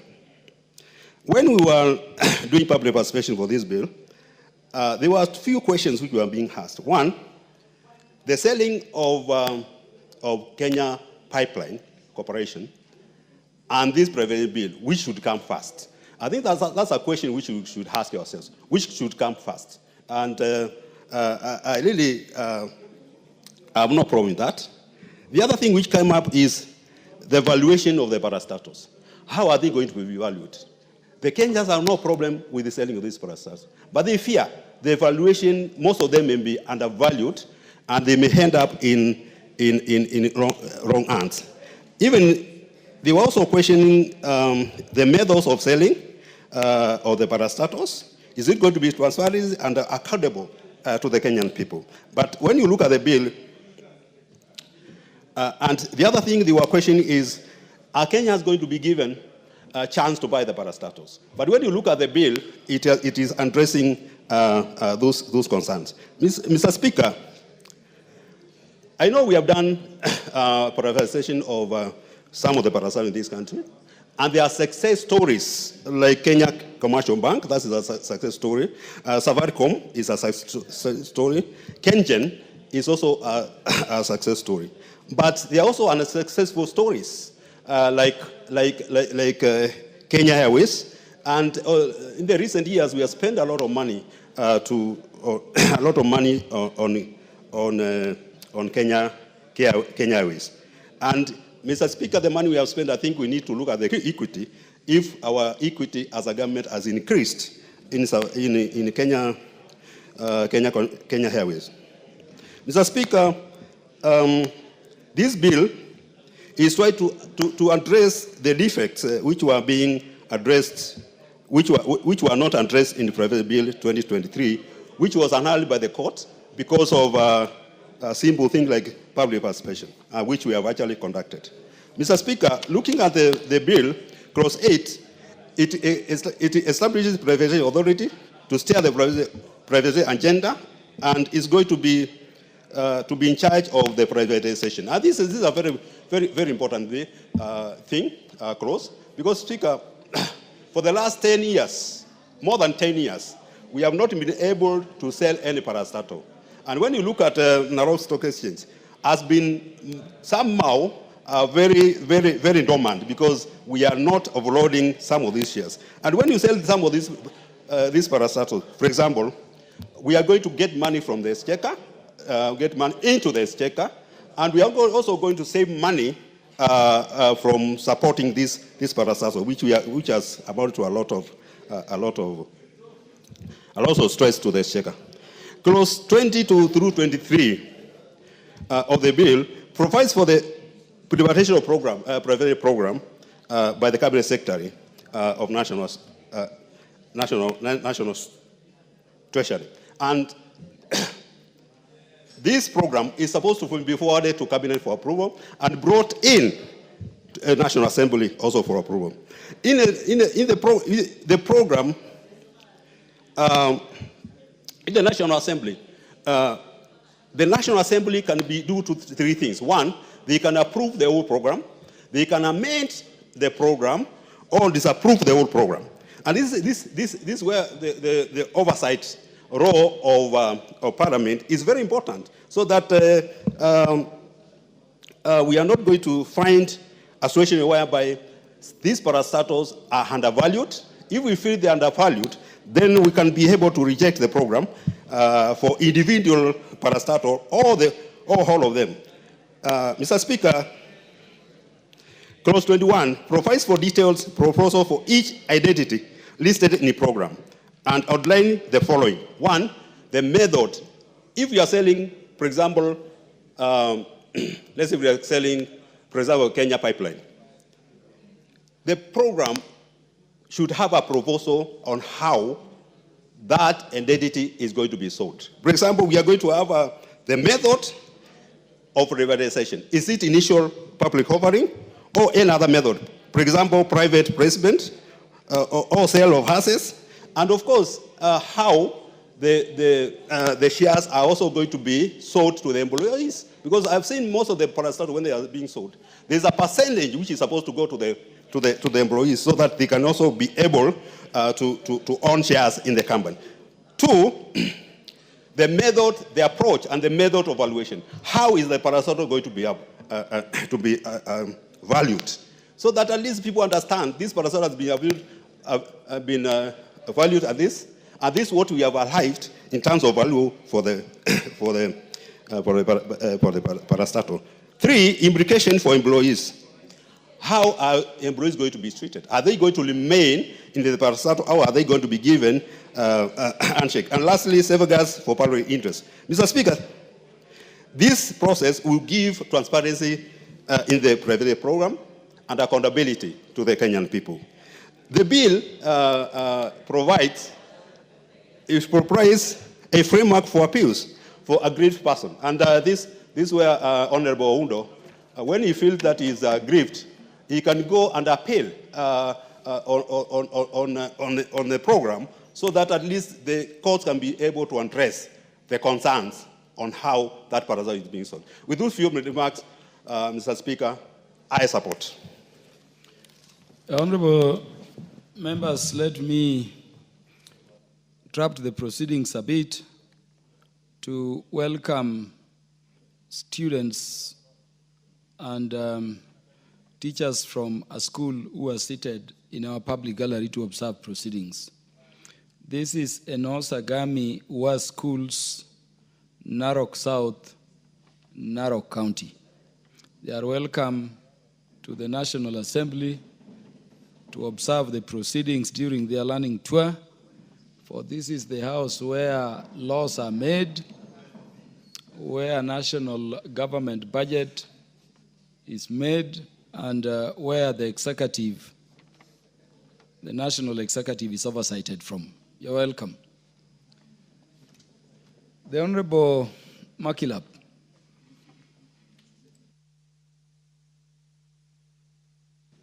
Well, thank you, Mr. Speaker. I want to, from the onset, that I support this privatization bill, and having been one of those members of Parliament in Committee of Public Debt and Privatization that moved across the country to get views of Kenyans on this privatization bill. So, Speaker, this is not a new thing to this House. This thing was done in 2023, and it was thrown away by the courts for only one major thing, that public participation was not done. So, Speaker, we did a comprehensive public participation this time around across the people of Kenya. Mr. Speaker, one of the things that members who have an opportunity to read about this bill, it sets up structures of privatization. It sets up structures of privatization from establishment of what is called a privatization authority.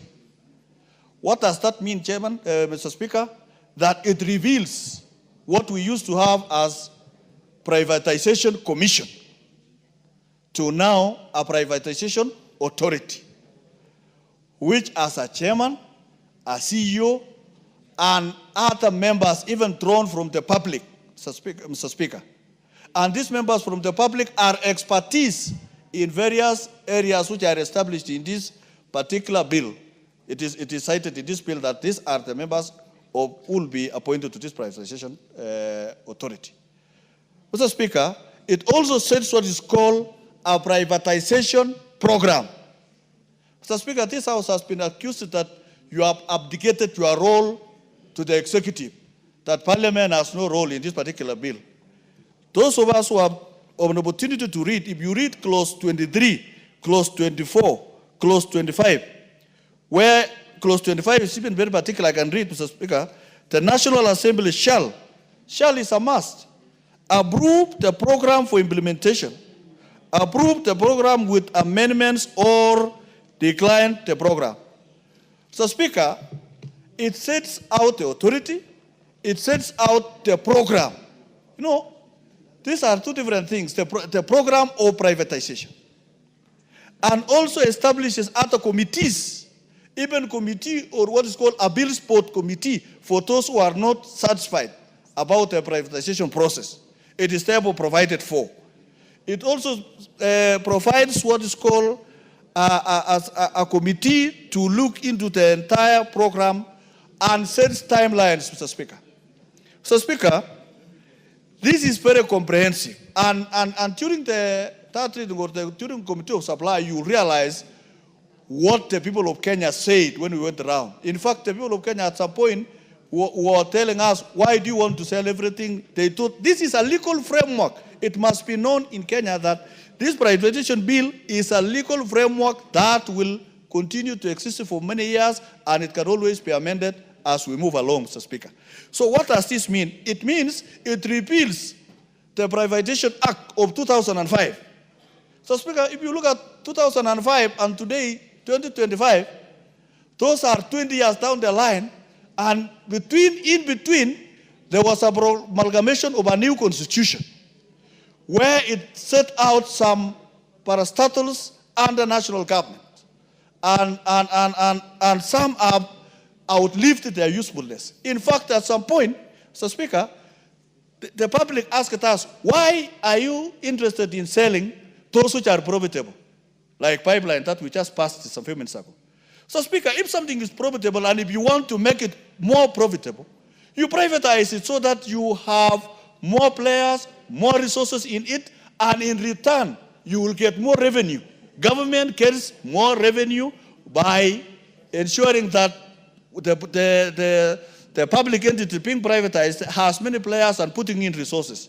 Mr. Speaker, it also, if you look at clause 35, subsection 2H, subsection 2 says the privatization proposal shall specify, and this is very critical for the people of Kenya. It says, where applicable, a recommendation on how to undertake socio-economic investment to the host community. To the host community. This is very important for those who have been dealing with sugar or parastatals that are domiciled in specific communities in Kenya. Mr. Speaker, it also highlights an issue of valuation. Mr. Speaker, Kenyans are very critical in valuation, even including the valuation of what we've just passed called Kenya Pipeline. Mr. Speaker, Kenyans are saying we could even have more or two valuers so that the correct value of what is supposed to be privatized is realized for the people. Kenyans are interested in security of those who are in those parastatals. And I want to encourage Kenyans and even inform them that even this one for Kenya Pipeline that we've just passed, you know, it will employ, when the Kenya Pipeline is expanded throughout the IPO, there will be many players, there will be many people to be recruited in it, and thus no one is going to lose his job. Mr. Speaker, we also privatized Rivertex alone, Mr. Speaker. Look at Rivertex today. When I was in Finland, the Finnish people were running a program or a program of Rivertex doing the process of turning cotton into clothes in Washington, in Eldoret. And it is becoming profitable. What are we saying, Mr. Speaker? This bill is addressing most of the things that are required to be addressed. For example, Mr. Speaker, even when we went to public said, okay, Lord, during the Committee of Supply, you'll realize that there was some qualification or experience of over 10 years experience. And the youth in those places where we went, they say, okay, this thing is good, but reduce for us the number of, and you will see in our report as we move along. So what is very important, Mr. Speaker, is the entities being privatized will be able to bring in resources, bring in revenue, and create more opportunities for the people of Kenya. So let us not see privatization, this framework, as something that is going to sell everything from Kenyans. In fact, it is creating an opportunity to raise the necessary resources to bridge the budget caps. For example, Mr. Speaker, the budget cap of this year is about 923 billion shillings. Some of them will be bridged through what is called public-private partnerships. Others will be through resources that are raised through the IPO. And using IPO, Mr. Speaker, is one of the best ways because this thing protects up to including what is called strategic national assets. It is provided for here. Strategic national assets, Mr. Speaker, because when we were in Eldoret, some people told us you want to sell the bullet factory. And we told them this bill protects strategic national assets from being privatized.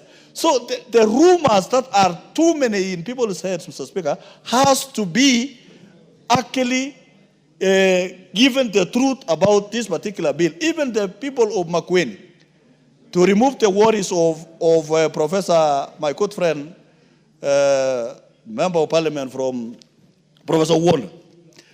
You know, the court case awarded the people of makwiny some money for the pipeline and something like that. And when we looked into it, when this thing is, the KBC is privatized, it will be able to bring in more money, and those people will be, the new buyers will take liabilities and everything else. So the guarantee of the people of makwiny to have enough resources is to actually privatize or to be compensated for the pipeline spillage and so on, is actually to privatize this thing so that you can get enough resources. So in short, Mr. Speaker, is even these hotels, I have an hotel and I'm interested to invest in it called Cabernet Hotel, that has been earmarked for privatization. And the workers have not been paid. I will bring something for the workers that used to work in that particular hotel so that they can be able to get their money.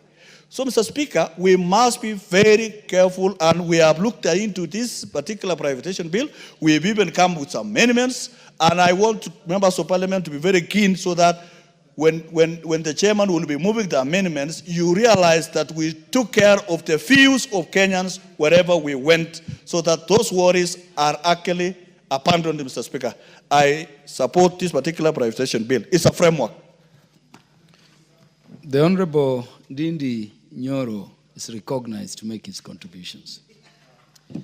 Thank you very much, Honorable Speaker, for this chance to give my views on this bill. Honorable Speaker, on the onset, on the economic sense of it, everyone should support a lean government. And a lean government is the one that is left to only adjudicate the services that touches on the people. And therefore, the government must always strive to cut off excess weight. When you carry more than you need, then it pulls you behind. And that is the reason why, ever since I have been a proponent of government not engaging in the business of doing business. Because what can be done by others then the government should leave those other people to do because they do it much more efficiently. Honorable Speaker, the other reason why government must never be too bulky and engaging in too many commercial ventures is because government of Kenya already owns 35% of all the businesses in Kenya indirectly, including the small company any member would be running in this house today. Because as corporate tax is 35%, it means the government of Kenya is actually in the board of your company all the time. And you actually give them a share of 35% of the profit you make. And it means, therefore, they own 35% of all the enterprises indirectly in terms of stakes and in terms of share of revenue and especially net revenue.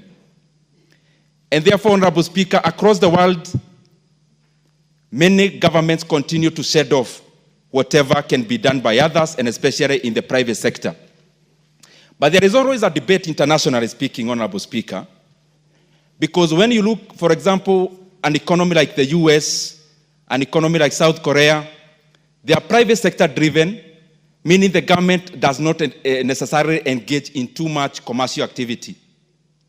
But on the other side, when you look at a company like China, you see an economy where the government is dominant in direct ownership of stakes. And all those economies do well. And therefore, Mr. Speaker, it does not necessarily mean everyone is right and entirely right. It all depends on the circumstances, and it all depends on the scenario.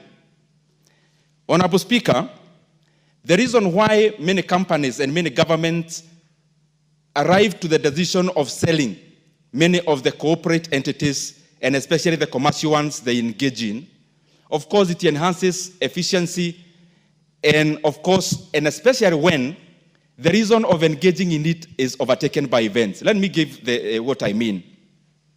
As we talk today about the government of Kenya, of us making it easy for offloading of stakes where government have direct shareholding.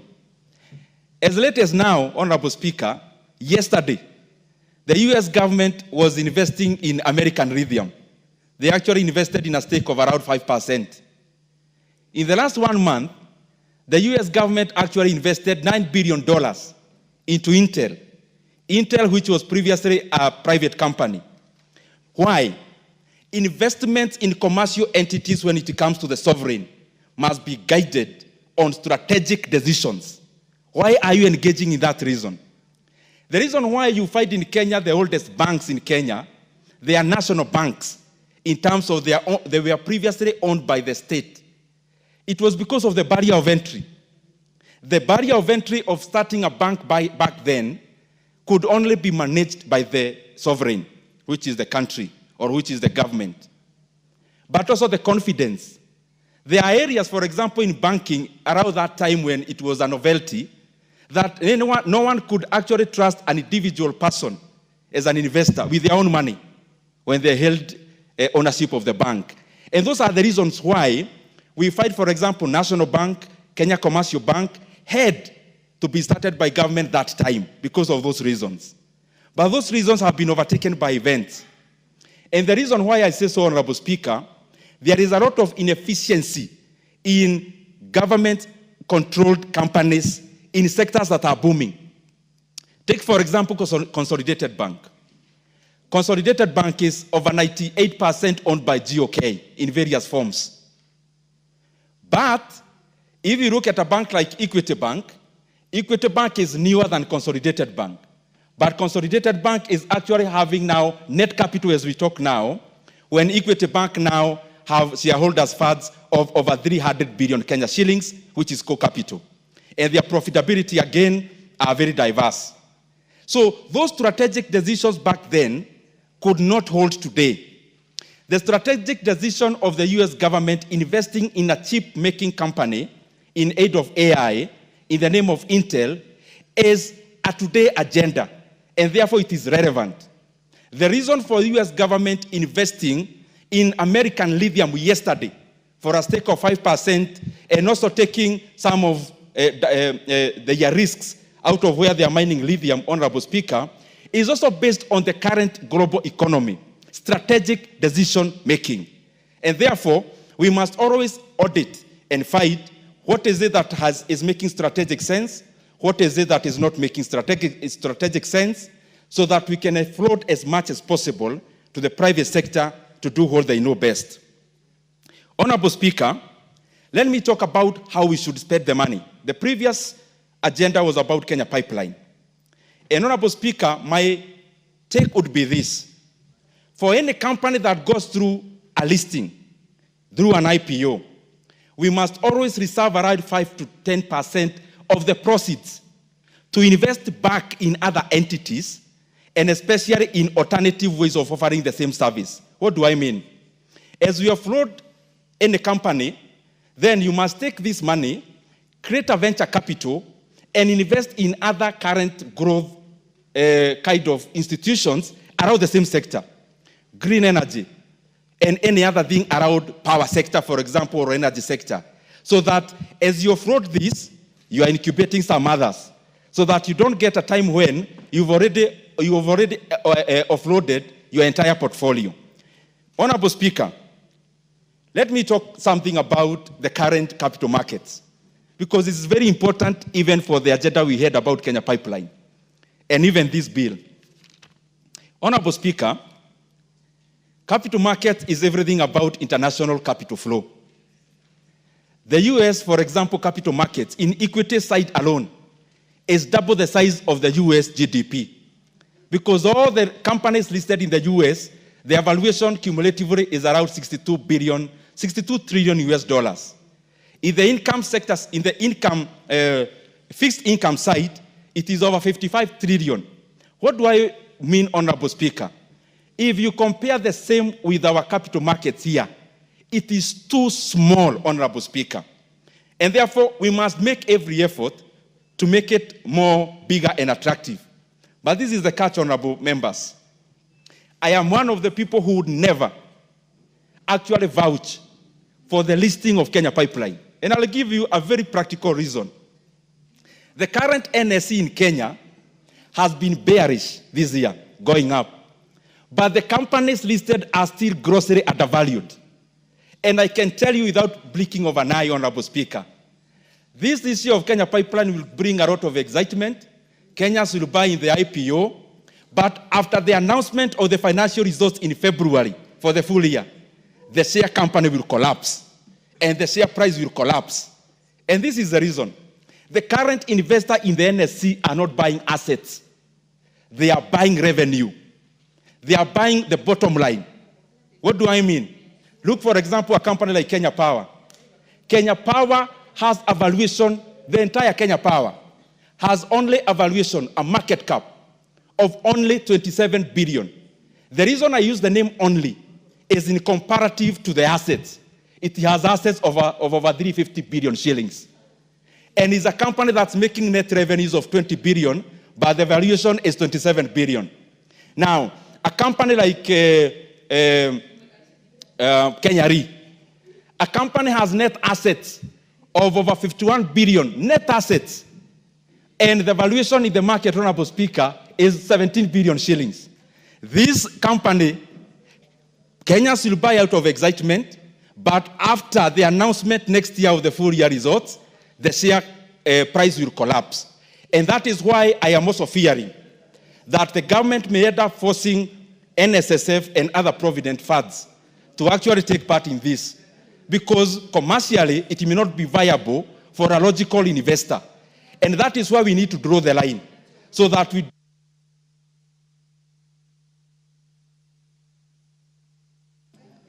Honorable Ndindi Nyoro will be given 2 more minutes.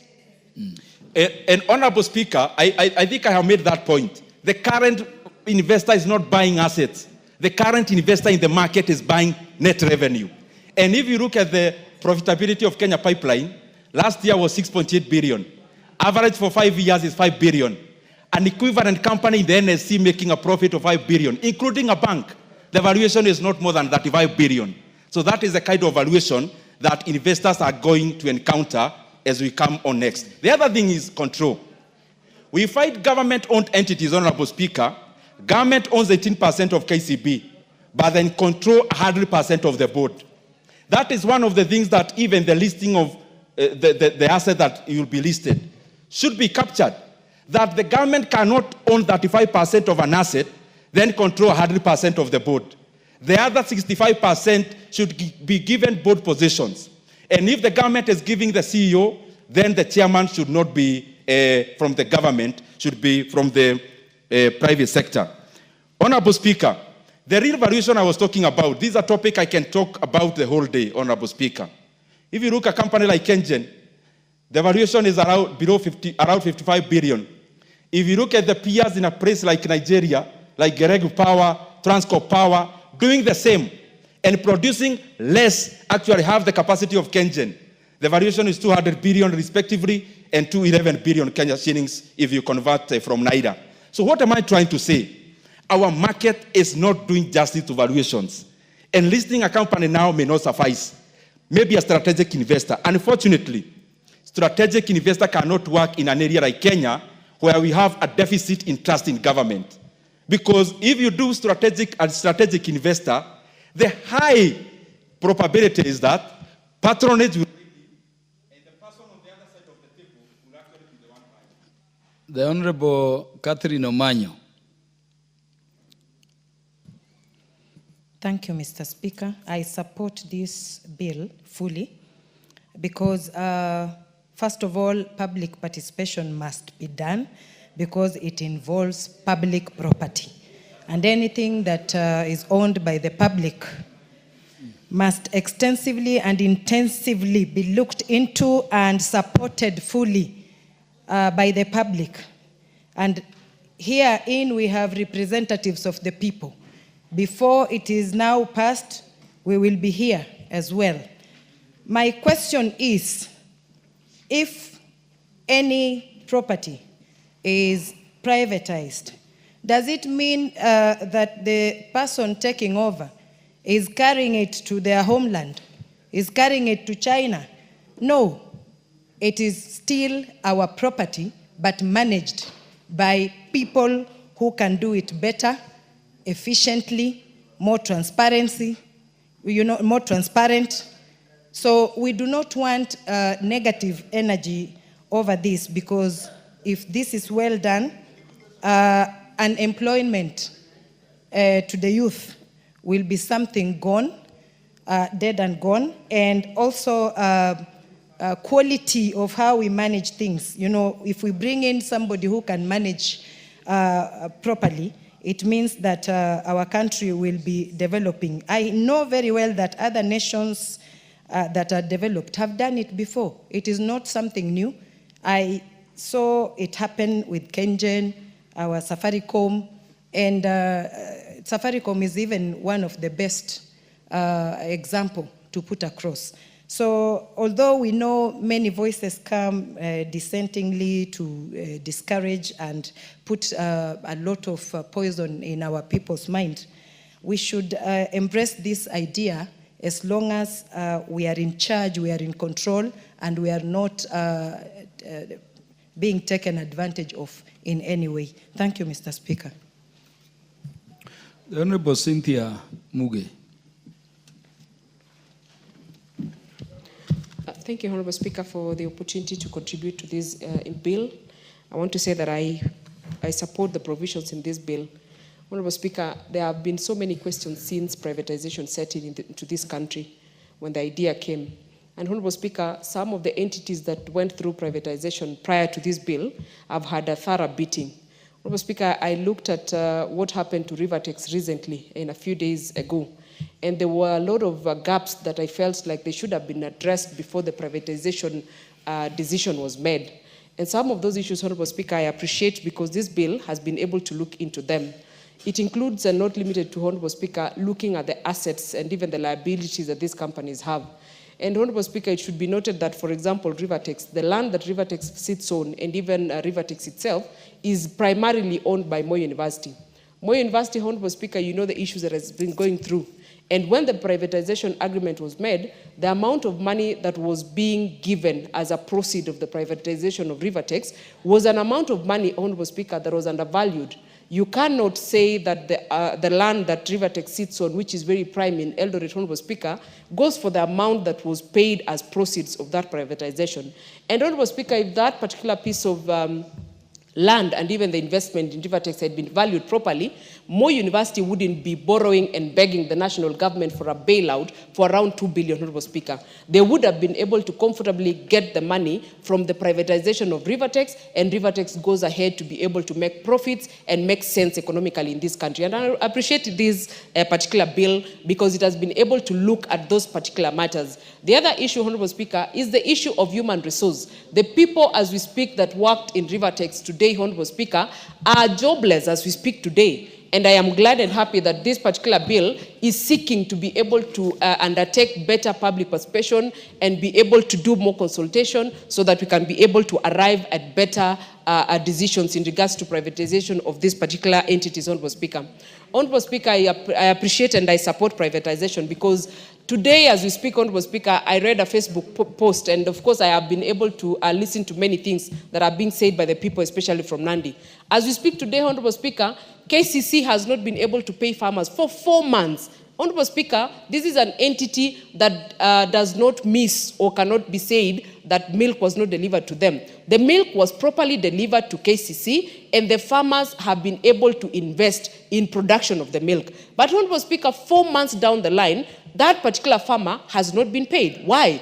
Because of how KCC is being run. And Honorable Speaker, I feel like I wish I could carry KCC and put better management and prudent management and put some idea and agenda into their heads that this should be a farmer-centered entity, that you get the milk, you add value, and you pay the farmer on time. And Honorable Speaker, the more reason why I support this privatization and the bill that will be able to guide privatization is because of such issues, so that we can have the people who are actually bringing raw material into an entity get paid on time. Honorable Speaker, for a very long time, government entities has been associated with bureaucracies and inefficiencies. And I feel like this privatization, Honorable Speaker, is able to finally take off the responsibility of service delivery, or so to speak, Honorable Speaker, from government entities, so that then we can finally go and run away from bureaucracies and the inefficiencies that are associated with it.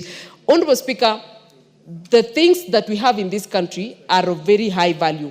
The problem that we have, Honorable Speaker, is the mentality. We are not commercially, we have not adopted a commercial model in many things that we run. And therefore, Honorable Speaker, I feel like this bill is finally going to lead this country and most of the entities that have been a burden and a baggage to this country, and especially the tight fiscal space, an opportunity to be able to offload it. And Honorable Speaker, I am more than happy to remove most of these entities from getting or requiring exchequer bailouts so that they can be able to go out there and be able to generate their own money. So, Honorable Speaker, I really appreciate the thought process that went into this bill so that we can finally properly guide privatization of the entities so that, one, we can achieve service delivery and we can be able to have a more efficient delivery of service to the people in Kenya, Honorable Speaker, and most importantly, be able to sort out especially the Kenyans that are providing raw materials for some of these entities to be able to run. So, Honorable Speaker, I support this bill and I hope that it actually gets appropriate implementation so that it can be able to sort out the so many historical issues and problems that we have faced as a country and as a people in this country. So, Honorable Speaker, I support this bill. The Honorable Dr. Otiende Amolo, Senior Counsel. Thank you, Mr. Speaker. Mr. Speaker, I was hoping the wise man now taking your attention would listen to our contribution, because during a time like this, years back, he supported a similar bill which we passed despite our objection and ended up being nullified. But wisdom has no limit. But Mr. Speaker, on a serious note, I need your direction. I hope someone will tell the Honorable Ndindi Nyoro what I said. Mr. Speaker, before my time starts running, under the standing orders, once a bill has been moved and seconded, we are supposed to contribute, and the mover and the seconder are supposed to listen. So when they reply, they are able to address some of our concerns. From what I can see, there's the mover has just now appeared, and I like that. I think I should keep making these objections. The Honorable Dr. Otiende Amolo. Yes. This parliament, we listen to parliament from various places. Thank you. The mover was actually behind here, listening to every word. Thank you. So that now, Mr. Speaker, may you direct that my time starts running now? Mr. Speaker, I support this bill with reservations. And I support it because it has many good provisions, but some provisions that require to be re-examined. It is my hope that either the committee has re-examined them and will be moving them, or will consider them during the committee of the whole House. Mr. Speaker, this is an improvement, but in my view, it is still not perfect. And I want to start with what has been said in terms of approval by Parliament. Mr. Speaker, if you look at Section 20, what Parliament submits is a program. It is the program, not the specific approval. And I want you to juxtapose Section 20 with Section 22 of the provisions and Section 26. Section 20 and 22, where Parliament received the privatization program. In Section 36, when it comes to the Cabinet receives the specific proposal for each, not the program. Section 36(1).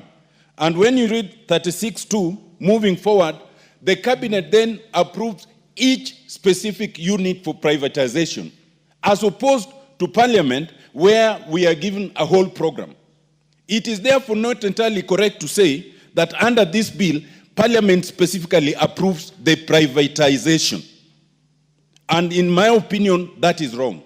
Parliament should retain the discretion to approve the specific unit of privatization, not some overall program. Mr. Speaker, I then draw your attention to Section 23. In this section, you see that Parliament is restricted to 60 days. Parliament must approve within 60 days. I know of no other legislation, well, except the Constitution itself, that introduces similar provisions. And in this case, does not make any reference to when Parliament is on recess. Many times, they would have a proviso that time runs when Parliament is on session, not when it is on recess. But I see no such provision. Mr. Speaker, if you look at Section 32, it treats Kenyans and non-Kenyans alike.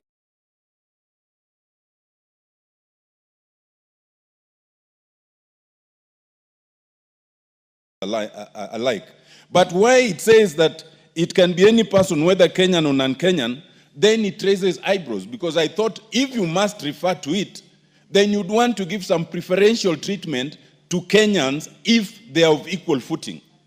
But when you say that it does not matter, then it is of worry to me.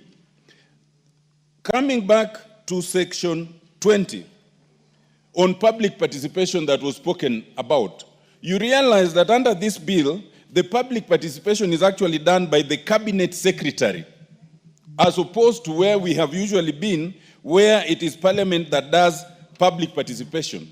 If you read that with the restriction in terms of the 60 days, it drives you to the conclusion that this bill wants the public participation to be done by the executive and wants no window for public participation by Parliament. And I have a problem with that. Mr. Speaker, Section 53, and this is a bit technical, but you'll understand it. Honorable Otiende Amolo, you know, whenever you speak, the House goes quiet. Is there business that can be transacted by Parliament that does not involve public participation? That is my submission. If we consider the provisions of Article 118. Let me answer it in this way. And that is, what you've said is my exact concern, that Section 20 of this bill gives the cabinet secretary the discretion to do public participation. When it comes to parliament, then Section 23 restricts parliament to 60 days. The point being this: in my view, that restriction will constrain the ability of parliament to do public participation. That is my submission. And that then becomes unconstitutional. Yeah, it will constrain parliament in terms of time. Yes. But it cannot take away the obligation imposed on parliament by Article 118, which I may read. I'll freeze your time. That parliament shall conduct its business in an open manner, and its sittings and those of its committees shall be in public, and facilitate public participation and involvement in the legislative and other business of parliament and its committees. So privatization at that level becomes other business of parliament. Everything you've read amplifies my argument. Thank you. And this, it is in twofold. One, that while Section 20 provides an avenue for public participation expressly by the cabinet secretary, there is no corresponding section that expressly provides for public participation by parliament. That's the first limb. The second limb is that by restricting the time to 60 days, and you know how public participation works, it may interfere with the duty of parliament to do public participation. And that is my problem with those two sections. Thank you, I now Honorable come Mono. to my last submission. Thank you, Honorable Mono. My last submission is this. Yes. In relation to Section 53. No, Honorable Amolo does not want information from you, Mover. No. Mover, that's why I wanted you back. Take notes keenly, and then when you are replying, you will be able to respond. I have heard Honorable Amolo Mover to be saying there could be amendment to the period. But that is why I started. Parliament. Mr. Speaker, I started by saying this. But Yes, what is the Mover. point of order? You can also freeze this Honorable Tiende's time, because I just need... Honorable Tiende, I will not because freeze your the time, issue but Honorable I will Tiende add you time. is raising, Honorable Speaker, and you have alluded to it, is critical on public participation. And you have clearly read the provisions of Article 118 of the Constitution. I just wanted Honorable Tiende to help the House as a senior counsel. When the Constitution explicitly provides for public participation, that Parliament must conduct public participation on any legislative proposal.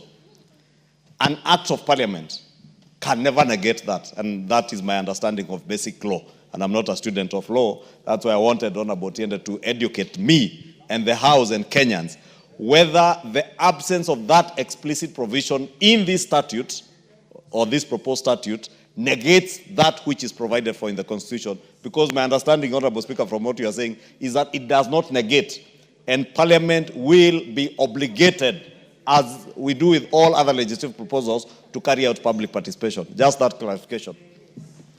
Honorable Otiende Amolo, because you are in the committee of experts only, otherwise you owe the mover no obligation of education. Yes, indeed. Yes, so proceed. Indeed. And you know, indeed, Mr. Speaker, we allow the mover that discretion, but that is not a point of order. That is a point of argument. But let me now then explain what the problem is. Slowly. Two things, Mr. Speaker. One is that because the Constitution provides for public participation, you may not need to expressly provide for it. But then the question is, why then expressly provide for public participation by the cabinet secretary? And public participation is required not just by Parliament, it is required by all organs. So because the Constitution does not require it, why would you provide for the cabinet secretary and not for Parliament? That's the first problem I have. But the next problem I have is the time constraint. Because Parliament should be left the discretion to do sufficient public participation, when you constrain its time to 60 days, then you might actually be constraining that duty, and that is my problem. So if you ask, just so that I answer. Honorable Amolo, you are understood. Yes. In fact, you are saying the same thing with the mover, except you are speaking at cross purposes. Yes, because the mover is saying... I'm educating in law. Yes. The mover is saying, if I understood the mover well, that while least public participation is provided for in Article 10 as a national value, the Constitution specifically mentions it for Parliament, but does not for the executive. And so the mover is saying for the executive, the bill may need to propose it specifically, but for Parliament, according to him, the bill does not, because Article 118 already does so. And it's wrong. But that does not take away your power to amend and to make it better. And here, Mr. Speaker, the mover is wrong, and that's what I'm trying to explain. But I may need a whole day to explain this. My whole point is, to constrain Parliament to 60 days is a constraint on the duty of public participation. And we would do better to remove that time constraint. In very simple parlance, that's what I'm saying. But let me now come to my last point, Mr. Speaker, and this is a little technical, and I would not blame the committee for this, section 53, where we establish an appeals board. Now, the design is good because you start with a review, then appeal to the appeals board, then to the High Court. You will add, Honorable Amolo, how long do you need? 2 minutes. Yeah, I will add you 3 because of my own interventions also. Thank you.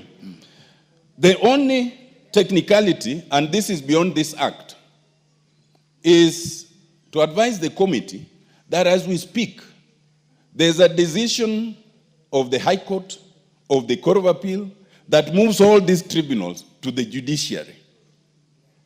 And in that context, to establish a tribunal whose appointment is entirely by the President and the Cabinet Secretary is one that might require re-examination. And in fact, as we speak, the legal team in this House, including the Speaker, are grappling to persuade the court that there's room for administrative tribunals and judicial tribunals. But for now, that is the law. And therefore, as framed, Section 53 may be in danger of being unconstitutional. Lastly, Mr. Speaker, we must ask, our order paper number 13, which I think was a supplementary order paper, and the leader and the House business owe us an explanation. When we looked at the order paper this morning, order paper number 13 was not about privatization. And some of us did not come to the House for that reason. When we come, we now find there's a different order paper for approval of a privatization based on a sessional paper. When the very next order is approval of a bill that regulates privatization. What is this thing of legislation by ambush? It is something we must object to, and it is something that must be corrected. Thank you, Mr. Speaker. Thank you, Honorable Amolo. Honorable Amolo, the business of the House is determined by the House Business Committee. And there is something called supplementary order paper, so we must always be vigilant about them. Yes. The Honorable Benjamin Langat will now speak. Mr. Speaker, thank you for giving me this opportunity. Order, honorable members. Order, honorable members. The mover, the leader of majority, take very seriously the last point raised by Honorable Amolo. And by the way, I know some amendments speak to it, Honorable Amolo, in terms of realigning, those provisions. But I think Honorable Amolo also look at the distinction between the privatization proposal and the privatization program in terms of their contents. And then you can make proposals in terms of how to improve. This bill, you both agree, is a good bill. Honorable Benjamin Langat, proceed. Thank you very much, Mr. Speaker, for giving me this opportunity to contribute to this bill. Mr. Speaker, as has been said, this is not a new bill.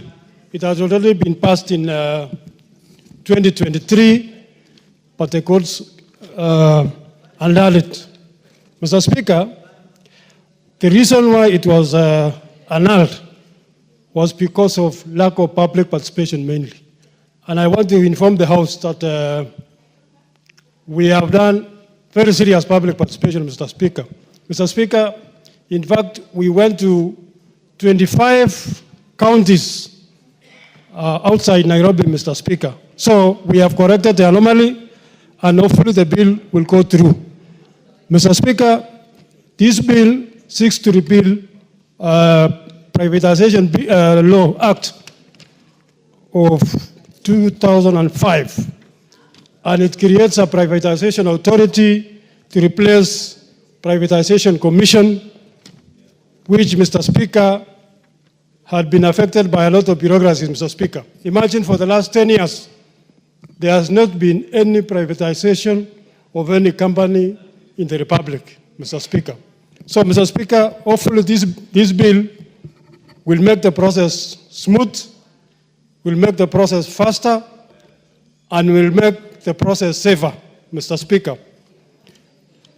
Mr. Speaker, this bill creates a privatization authority with a board. Number two, Mr. Speaker, it distinguishes the functions of different actors in the process. Privatization authority will do the implementation of the privatization process. The CS, Mr. Speaker, will initiate the process through what we call privatization program, which is basically the list of companies that have been identified for the purposes of privatization, Mr. Speaker. The bill also sets the fact that the CS will take the bill to Cabinet for approval, the program to Cabinet for approval, then it will be brought to Parliament for approval. And Parliament can approve as it is, can amend, or can reject, Mr. Speaker. If Parliament approves with amendments, then the Cabinet Secretary will have to publish a fresh list under the program. Mr. Speaker, the privatization program has been given 8 years for implementation, because again we have seen some of the privatizations which have been done before. They have taken a lot of time. So the bill provides that when we approve the program, it will take 8 years. If some of them have not been privatized, then it will be brought back to Parliament. 3, Mr. Speaker, the privatization authority will then prepare what we call privatization proposal, which then lists the values of companies, individual companies, Mr. Speaker, and all the details for privatization. So, Mr. Speaker, I support the bill. Marianne Keitany, don't run far from your... Thank you, Honorable Speaker. I stand to support the bill that is before us on the privatization amendments. And first, Honorable Speaker, I would like to go to Article 10 of the Constitution of Kenya, which talks about the national values and principles of governance. And in particular, it talks about the values and principles that state organs, state officers, and public officers, wherever they are, applies them. And more specifically, Honorable Speaker, I want to talk about good governance, integrity, transparency, accountability, and sustainable development. I think that part of sustainable development is very critical. And when you look at most of these institutions that are being privatized, they actually exist to do business and to make money. And if you see the role of government is to give people sustainable development, good governance, give them human dignity, you give them equity, social justice, and where a business exists to make money or to do business, then, and it is competing with the need for our government to provide services just for sustainable development, then you find that both of these will go in conflict. A case in point, for example, is Kenyan, for example. Kenyan provides a strategic resource, which is the provision of electricity in the value chain of electricity. And before it was privatized, for example, you find that a lot of government procedures, for example, procurement procedures, recruitment procedures, and all those procedures, which in essence exist because there needs to be equity when government is providing services, go and interfere with the value or the processes within which these companies or a company like that was there to do, which was to make money or to do business. And therefore, I would support the privatization arrangement where most of these strategic assets that exist for the purposes of doing business and giving services to the common mwananchi at the same time are able to thrive in an environment that is private, that is able to compete with other businesses. And I take note, especially Section 21 of the proposed bill, which talks about, without prejudice to the generalities of the subsection, it talks about identification and determination of these entities for privatization, where we take into consideration Part C of it, the strategic nature of the public entity to be privatized. I think that is very important because many of the businesses that government do are because they are strategic in nature. But however strategic in nature they are, I think we need to balance the issue of strategic nature in it and the business that it is going to provide. The case in point is the privatization of Kenya Pipeline, like we just concluded, or the one that we just talked about.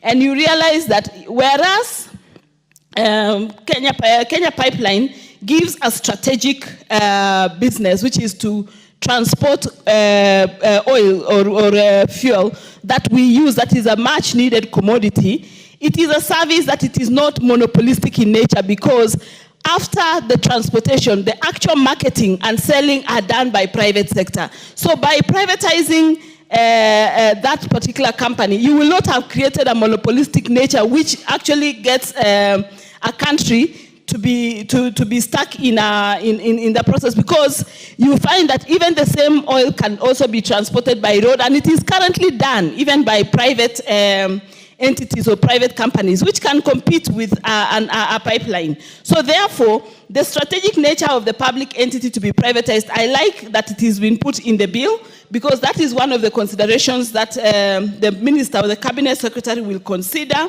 while looking at what items or what entities to be privatized. And I would love a situation where most of government entities, especially where they do a business, to actually get out of being regulated and managed by government, because then the business nature of it is not considered. Because many times we would love to look at what Article 10 provides vis-a-vis what the business entails, and many a times the government would prioritize what Article 10 provides in the Constitution at the expense of business. And that is the reason why you find many businesses that are government-owned and government-run, when they compete with the private sector, you find that they don't make profits, they don't succeed, whereas the private sector businesses are succeeding because they are there to make business. An example, again, I want to give is the Portland Cement, which is partly government, partly private. It is competing in the sector with other private entities, and you find those private entities reporting very huge profits as compared to the publicly or government or entities that have government stake in it, because of the procedures that they are put for, that they are told they must procure using certain procedures, they must hire using certain procedures, at the expense of actually looking for the right value or the right personnel that they would have required to do the business. The other thing under this same act is the need to reduce budget drain on government resources. You find many of these entities, some of them are run down to a point where the exchequer, Wanjiko's money, has to come in through and through to come and support these entities, which would have otherwise stood on their own and run the businesses on their own. And why is because, again, of those procedural issues that come with running a government entity. So I would want to support the act, the privatization bill that is before us, and say that once this is done and it is an act of parliament, I think many other institutions that are profitable in nature, even today, be considered for privatization, because privatizing a profitable entity helps government get better value for what it is that it is privatizing, as opposed to privatizing an entity that is struggling, that is not moving anywhere. I'd want to give a last example of Rivertex. Rivertex is a company that was started off as a private company. At some point it went down, it collapsed, and later it was revived by government. And even now, after revival by government, it is struggling. It is barely opening its doors because of the many issues that have been brought because of being a government state-owned company. If that company was privatized and it was running as a private entity to make clothing, because that, if you look at what they are doing, much as it is strategic, it is not very strategic enough to say that you really need it as a private or as a public entity. So if it was running as a private entity competing with other cloth manufacturers, I think today it would be employing more people, opening its doors, doing a lot of business, and having the Eldoret city very vibrant because of its nature of the activities that it would be doing. But as we speak today, there is little or no activity in that company because of all these issues that we have brought through the public, through it being a public entity, and that has really clogged it down to a point where it is at near collapse at the moment as we speak. So I want to support this bill and say that this bill has come at a timely time, because many of the entities that government runs, or many public entities that government run, ideally really should be entities that should be privately run, competing with other private entities, giving the best service to the people of Kenya. Because again, when we have a public entity which does not have any competition, you find that you will get it, either you get that service or no service. But when there is many companies competing, doing the same business, you get the best out of those, because you have a choice as a Kenyan as to which service or which goods to go for, because they will have competitively been procured and competitively been serviced. And further to that is that all these companies are regulated in various acts of parliament, which then takes care of the consumer, it takes care of the Kenyan public, whether they are operating in public or whether they are operating as a private entity, because they will have to conform to acts and legislations that exist in this country. I thank you, Honorable Speaker, and I support. Let us be fair to the Honorable Joseph Oyula. And Honorable Joseph Oyula will be followed by the MP for Tetu. And the MP for Tetu will be followed by the Honorable Dr. John Makali Mulu. David. No, you are Dr. Makali Mulu. Yes. Yes, so give them the mic in that order. Thank you, Honorable Speaker, for giving me this opportunity to also contribute to this important bill. Honorable Speaker, privatization has been with us for some time. It's only that it lacked proper legal position in the country. We had some companies privatized, government companies like KCB and so forth, which were privatized and have done very well. So this bill enables the public also to participate fully in the running of the organizations. It will therefore help the country in ensuring that government does not participate in private enterprises, but lets it out to the public also to participate. The bill, Honorable Speaker, establishes authority indicating the functions, operations, and sets governance standards, which is very important for the organization to be run properly. The bill brings out legal methods, including public offerings, shows eligibility criteria for investors. Of course, the investors must be able to measure certain standards so that the organization can be run well. Honorable Speaker, privatization alters ownership of assets built through taxpayers' money. The taxpayers' money have been used in building the organization. Now, when we do the privatization, we alter the ownership. We ensure that government takes little control of the running of the organization. Privatization, Honorable Speaker, enables the government, the running of the organizations that have been hit hard by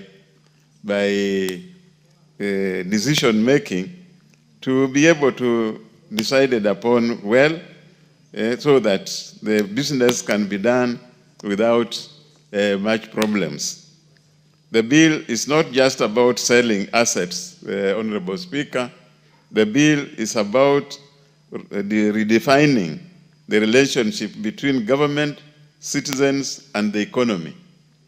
If the organization can be more economical under a different hand, Honorable Speaker, then it will create more, it will raise more revenue for the public.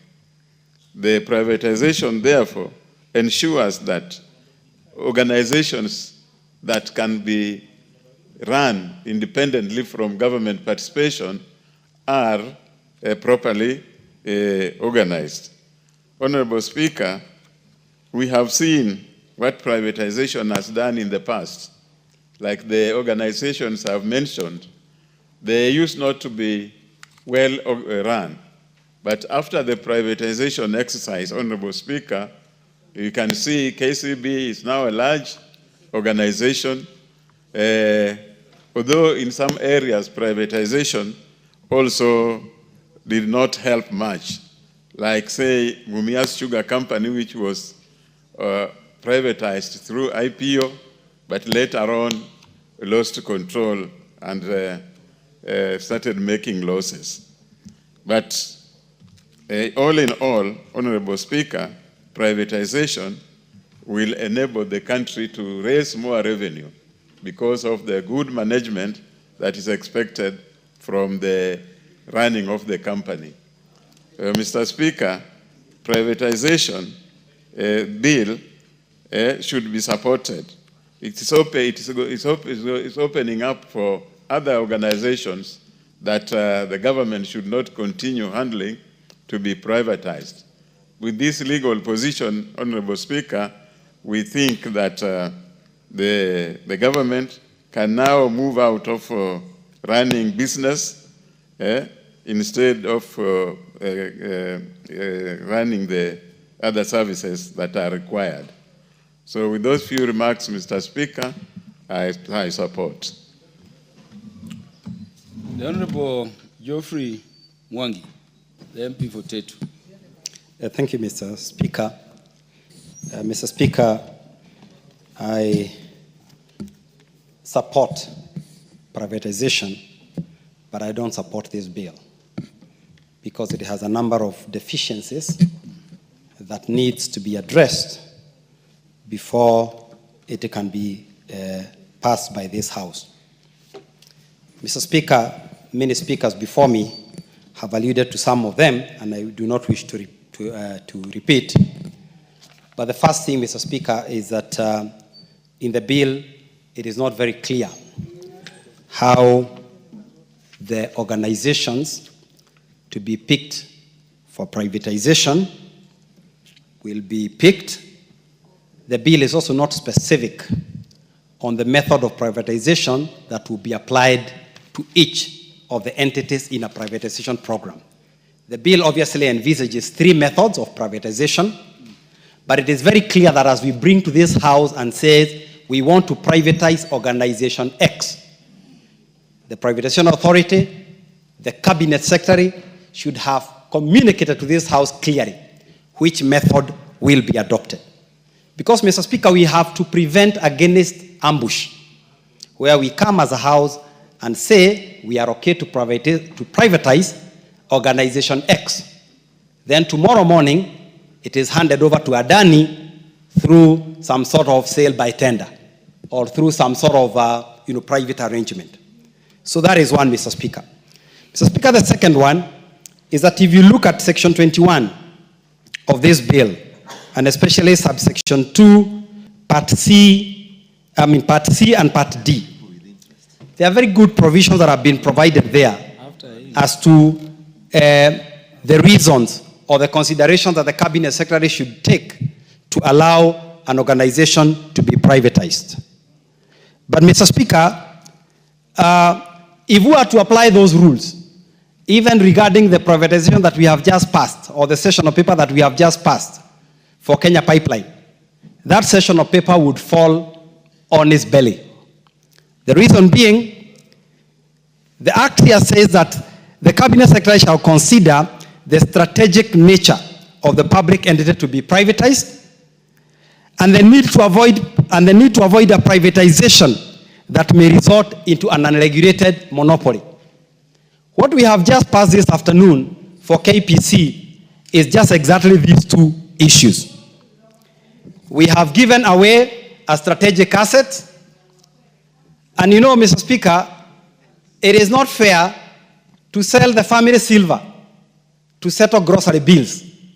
We understand the urgency to pay these pending bills, but we cannot sell a strategic national asset like Kenya Pipeline just to pay grocery bills. Just like, Mr. Speaker, you cannot slaughter the family cow just to provide family with dinner.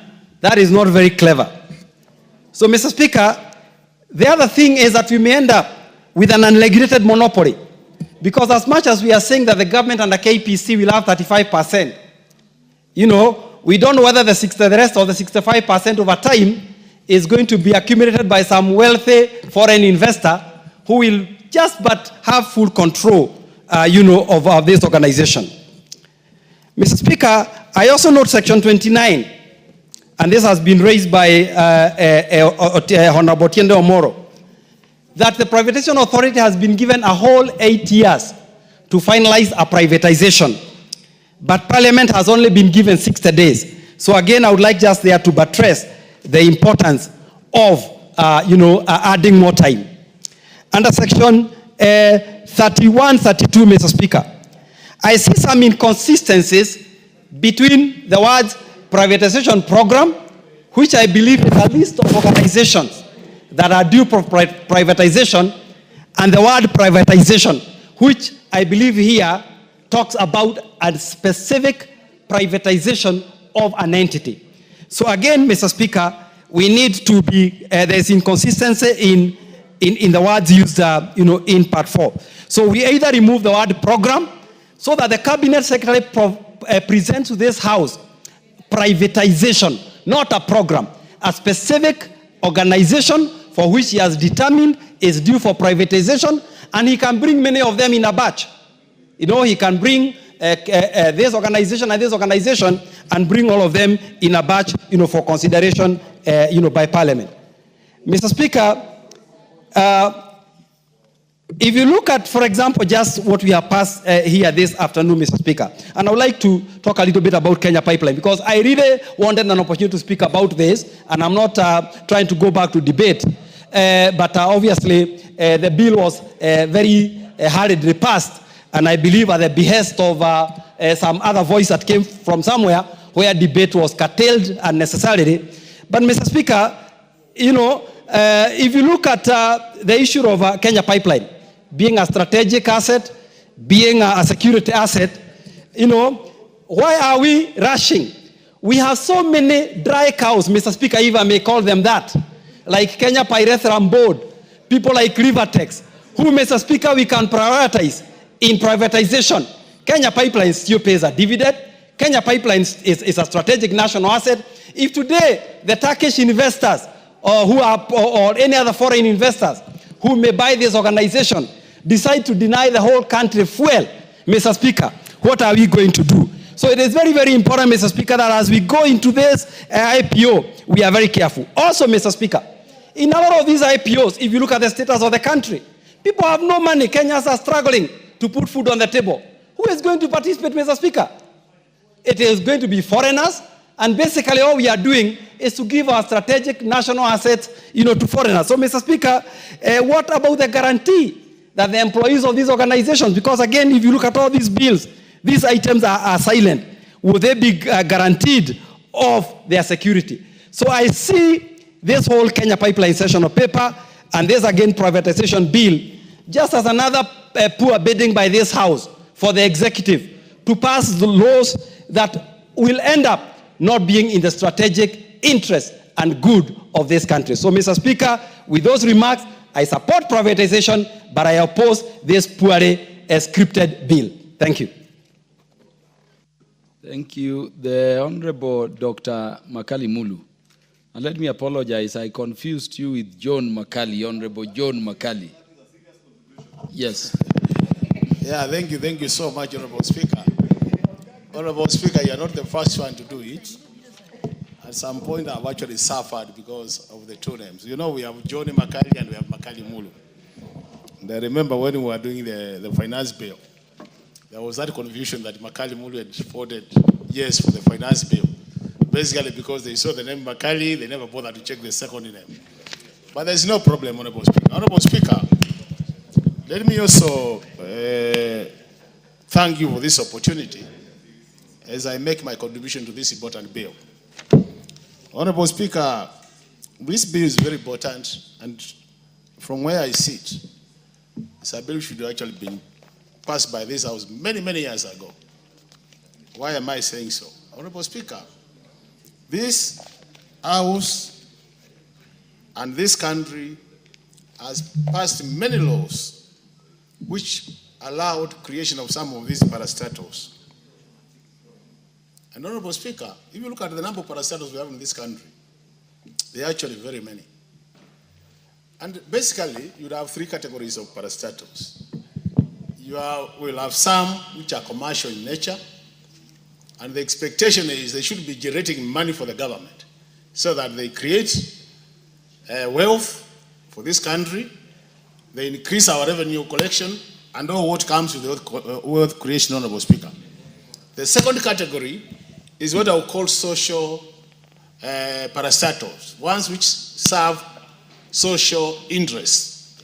Things like NHIF, things like NSSF, parastatals which you don't expect them to make any money, but are good for ensuring that socially they benefit Kenyans.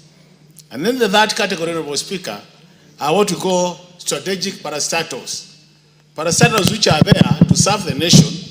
They may not be making money for the country, but at the same time they are not serving social interests, Honorable Speaker.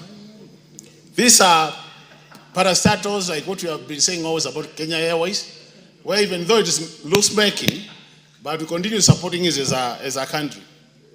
And I would also categorize Kenya Pipeline into that, Honorable Speaker. Parastatals which are critical for the country, and more so for the security of the country, Honorable Speaker.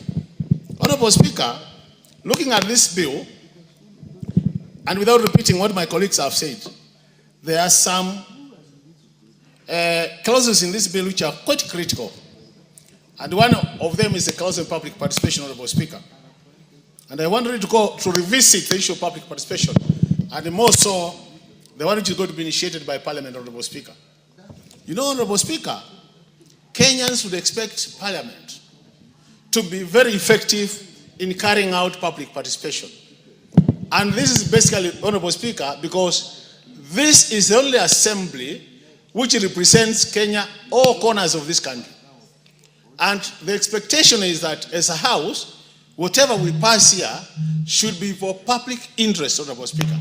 So the issues raised by Omoro Atieno and Honorable Member Voteto, Honorable Speaker, are issues which you need to revisit. And when we go to the third reading of this bill, we must make sure that we get them right. The second important issue, Honorable Speaker, is the issue of the principle of transparency and accountability in this bill, Honorable Speaker. This issue has really been discussed in this. And this is very important. This principle of transparency and accountability is very important, Honorable Speaker. Why am I saying so, Honorable Speaker? Because in the past, we have seen parastatals which have been privatized, but the people who benefit are the people who are buying the parastatals, and the public does not benefit in any way, because some of them have been given out or been sold out, Honorable Speaker, at very low prices, to an extent that even the investment cost